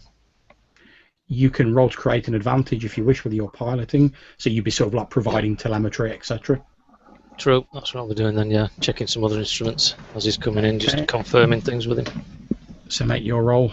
That would be fair. Okay, yeah, so you've got a free invoke of an advantage, Satendi, for your pilot roll. Yep. So that's like 5. Okay, superb. That's not a problem. You very gently, using your maneuvering thrusters, bring the ship in, and there's a reassuring as you line the two up and you sort of align the airlocks and grapple onto them. As you open it, there's a hiss as the airlock doors in this like little shack open up, and you can see like a metallic tunnel, not very long, like say about 10 foot long, leading into the main facility. I'll try and be first though. Okay, yeah, not a problem. If no one stops Mara, she bams out and down this tunnel. As you get to the door at the far end into the facility properly, you can see there's like a control panel there, and it's like another set of airlock doors. I'll head after and make sure I bring a floodlight in case we get light problems. Good idea. Yeah, as you're all moving in, you can see that there's only sort of dim lighting in it. Alawat, you think this place is on like emergency backup power? The power's not on here. This is just backup power. Okay. This control panel to open the doors, does it look like it needs... It's effectively a panel with like a number of buttons with like symbols on it in the language of the huts. Alright. You want me to try it? Please. Alright, I'm going to try and break in, and I'm going to use my advanced data headset. Go for it.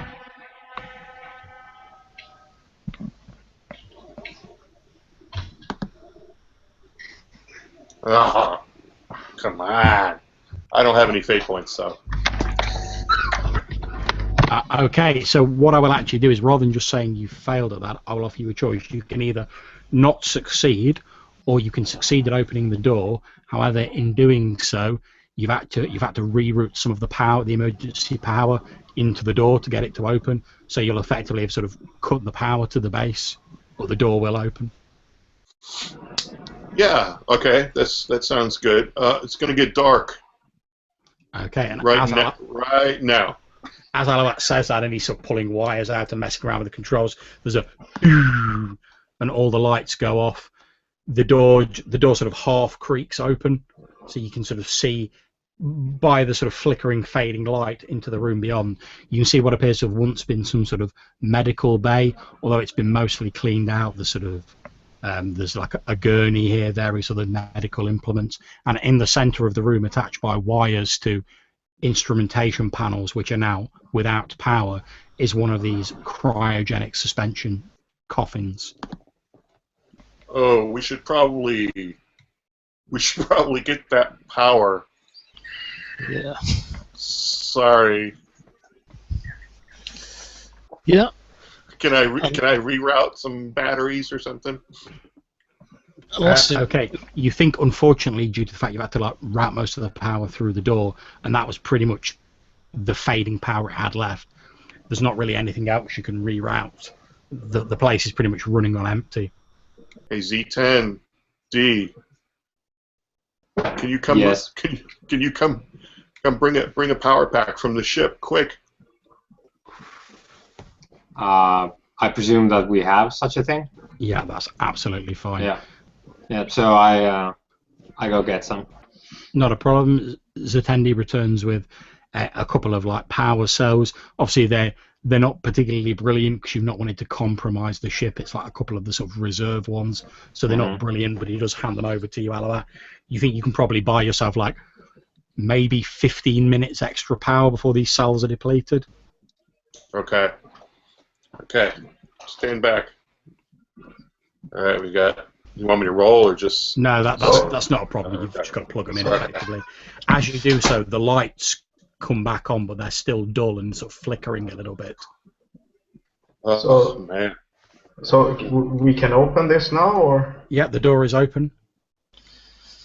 What about the cryogen thing? Do we have to take it to our ship, plug it in, and start the opening cycle from there? If you wanted to do it safely, you'd have to do that. If it stays here within about 15 minutes when this power fails, it's effectively going to be. It's not going to have any power to keep the cryogenics going, which isn't a recommended way of defrosting someone from cryogenics, just like pulling the plug out. Yep. So let's move it to the ship then. Yeah, move. I'll just wipe away the frost again, see if it does look like Chris. Okay, you do sort of wipe away the frost on the view panel. You do indeed see the face of your husband sort of looking out, although peering in, you can actually see he's wearing like his normal clothes that you last saw him in, rather than the sort of armour that the clone troopers were wearing. Alawat, as you've been sort of like looking around, and obviously you've been tinkering with this to restore the power, etc., you can see there's a small difference between this and the cryopod you've seen previously. There's like an extra sort of like box built onto the sort of upper end of it near the head of the occupant. Well, hold on. Is that like something? What is that? I'm going to examine it. Okay, you look at it. It appears to be an instrumentation panel, and it has what appears to be a small data crystal attached to it, almost like someone's plugged a USB stick into it. Okay.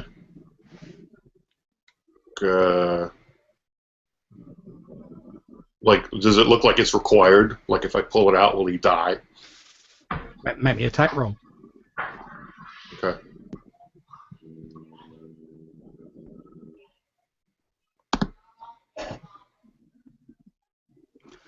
Okay, you're not entirely sure, but it looks as though someone has like downloaded something from the occupant of this cryotube onto the data crystal. The thing that you find slightly more worrying, and I'll leave it up to you whether you tell Mara, because they've obviously not realised, not being as conversant in the sort of tech side of things as you can actually see that there are no life signs on the occupant of the cryotube. It looks as though the person was dead when they were wanged into the cryotube. Okay. Mara, I've got some good news and some bad news. The good news is it looks like his mind has been transferred to this crystal. The bad news is that his body is no longer alive.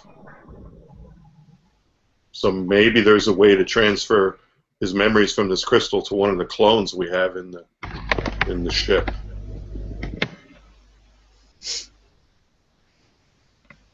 Oh, she's taking this pretty hard. Yeah. Yeah, she goes silent for a few moments. Can you bring the whole thing into the ship so I can have some time to think about it? Be with him. Yeah, let's try that. Sure. Yeah. Yeah. You're pretty sure Zatendi could like lug this thing back to the ship? Yeah, and if there's no gravity, we just pull the cable. Exactly. Yeah. You could probably just pick it up like one-handed and just like. Yeah. Yeah. So no problem. You guys hustle it back to the ship with the with this pod. As you're sort of leaving, you hear the boo as the power supply in the 2 cells that Alouat rigged up sort of fails, and the whole thing goes dark again as you head back onto the ship. Okay, Plug it back in the ship. Yeah, let's shut all the doors and get this to the cargo bay. all right. I want to reach out with the force and try to, confirm. What is it you're trying to confirm, sorry? If there is any life sign from that cryo chamber or not. Okay, make me a will roll.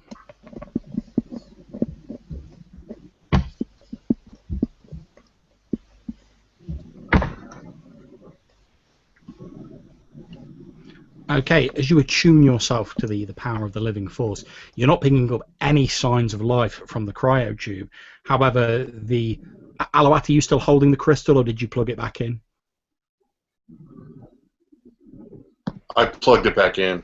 Okay, however, bizarrely, you are picking up, it's very faint, but you are picking up something from the data crystal. It's only the vaguest sort of tremor of life, but it's there. So basically I walk up to we're in the cargo bay, right? And maybe Mora is next to that thing, and I reach out my hand and I get a strong, certain feeling.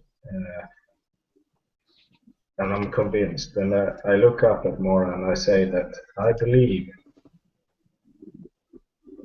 that we could successfully imprint this living force or spirit onto another body.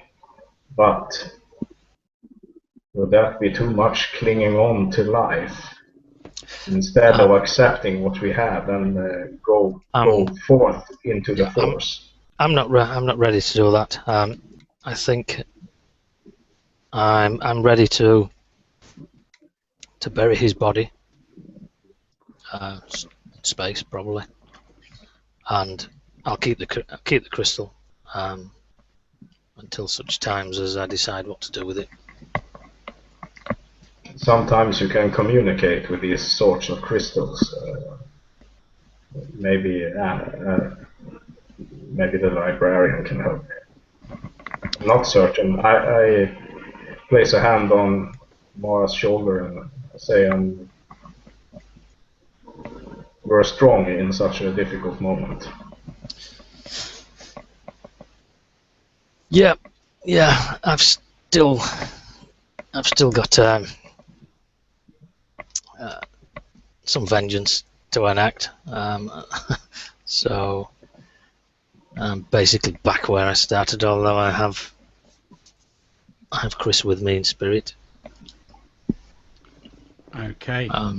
So as you guys head away from the small moon and the end credit music begins to play, we see this stolen hut freighter moving towards the Brunaxia system. Just before it jumps to hyperspace, a small coffin is ejected from one of its torpedo tubes, shining brightly as it heads around the sun of this small system. Mara looks out of the viewport, finally able to say goodbye to her husband, but still having him there in spirit. And as you say goodbye to the old one chapter closing, you begin the jump to hyperspace to Brunaxia and perhaps a new dawning for the Jedi Order. And gentlemen, that is where we finish tonight's game. Thank you very much for playing, guys. Yeah, I hope you all enjoyed the game. I had great fun running it. Mm-hmm. So I'll just do a quick outro again, same as the intro. Dan, if you can just introduce yourself and say a bit about who you played, and obviously plug anything you wish to. Sure. Dan Evelyn, I played Alulat, and the librarian, failed Jedi librarian, and had a great game. That was awesome. Thank you very much. And Whitey? Yep. Yeah, likewise. That was really great. I felt I hugged a fair amount of the limelight, but yeah, that happens sometimes. And thanks for everybody else for joining in, and it was excellent, awesome, as I say. Thanks, Okay. John. Well, thanks everybody. Thank you very much, Johannes. Yeah, so I'm Johannes. I've been playing Zetendi, the droid. This was my first Star Wars game. I've been trying to play in John's FFG games before, but the schedules never fit. So this was. I jumped on this the moment I saw it because I really wanted to play some Star Wars, and yeah, I enjoyed this a lot. I think we. This was quite exceptional because I think all the stuff that we came up on the spot was just like awesome and fit together quite well. So kudos to everyone. Okay, excellent. And last but by no means least, Thomas. Yeah, thank you for a really great game. I looked forward to this game, and I really had lots of fun. I think that we got to the heart and soul of Star Wars, which is its action. It has a lot of heart. We have some love, and we have some dark side and light side, and all those jokes that came around. And I think that this was a really good session. I think John, you did an excellent work with the rules. Maybe I'll try to GM myself sometime, using your system if you allow me. Okay, so I had a super great time. We did. Hopefully, we can do this again sometime. Indeed, hopefully we can. And if you do get a game going, Thomas, and I'm free, I'll be happy to join in with that. So I'm quite happy to chat for a bit after we finish the broadcast, guys. But for now, I'm just going to say thanks to my 4 wonderful players. I've been John from Red Dice Diaries, running this Adventures on the Outer Rim, Fate of the Fateful, using my Fate hack for Star Wars. Had a really great time jamming it. Again, thanks to my excellent players and to people who are watching and who commented in the live chat box.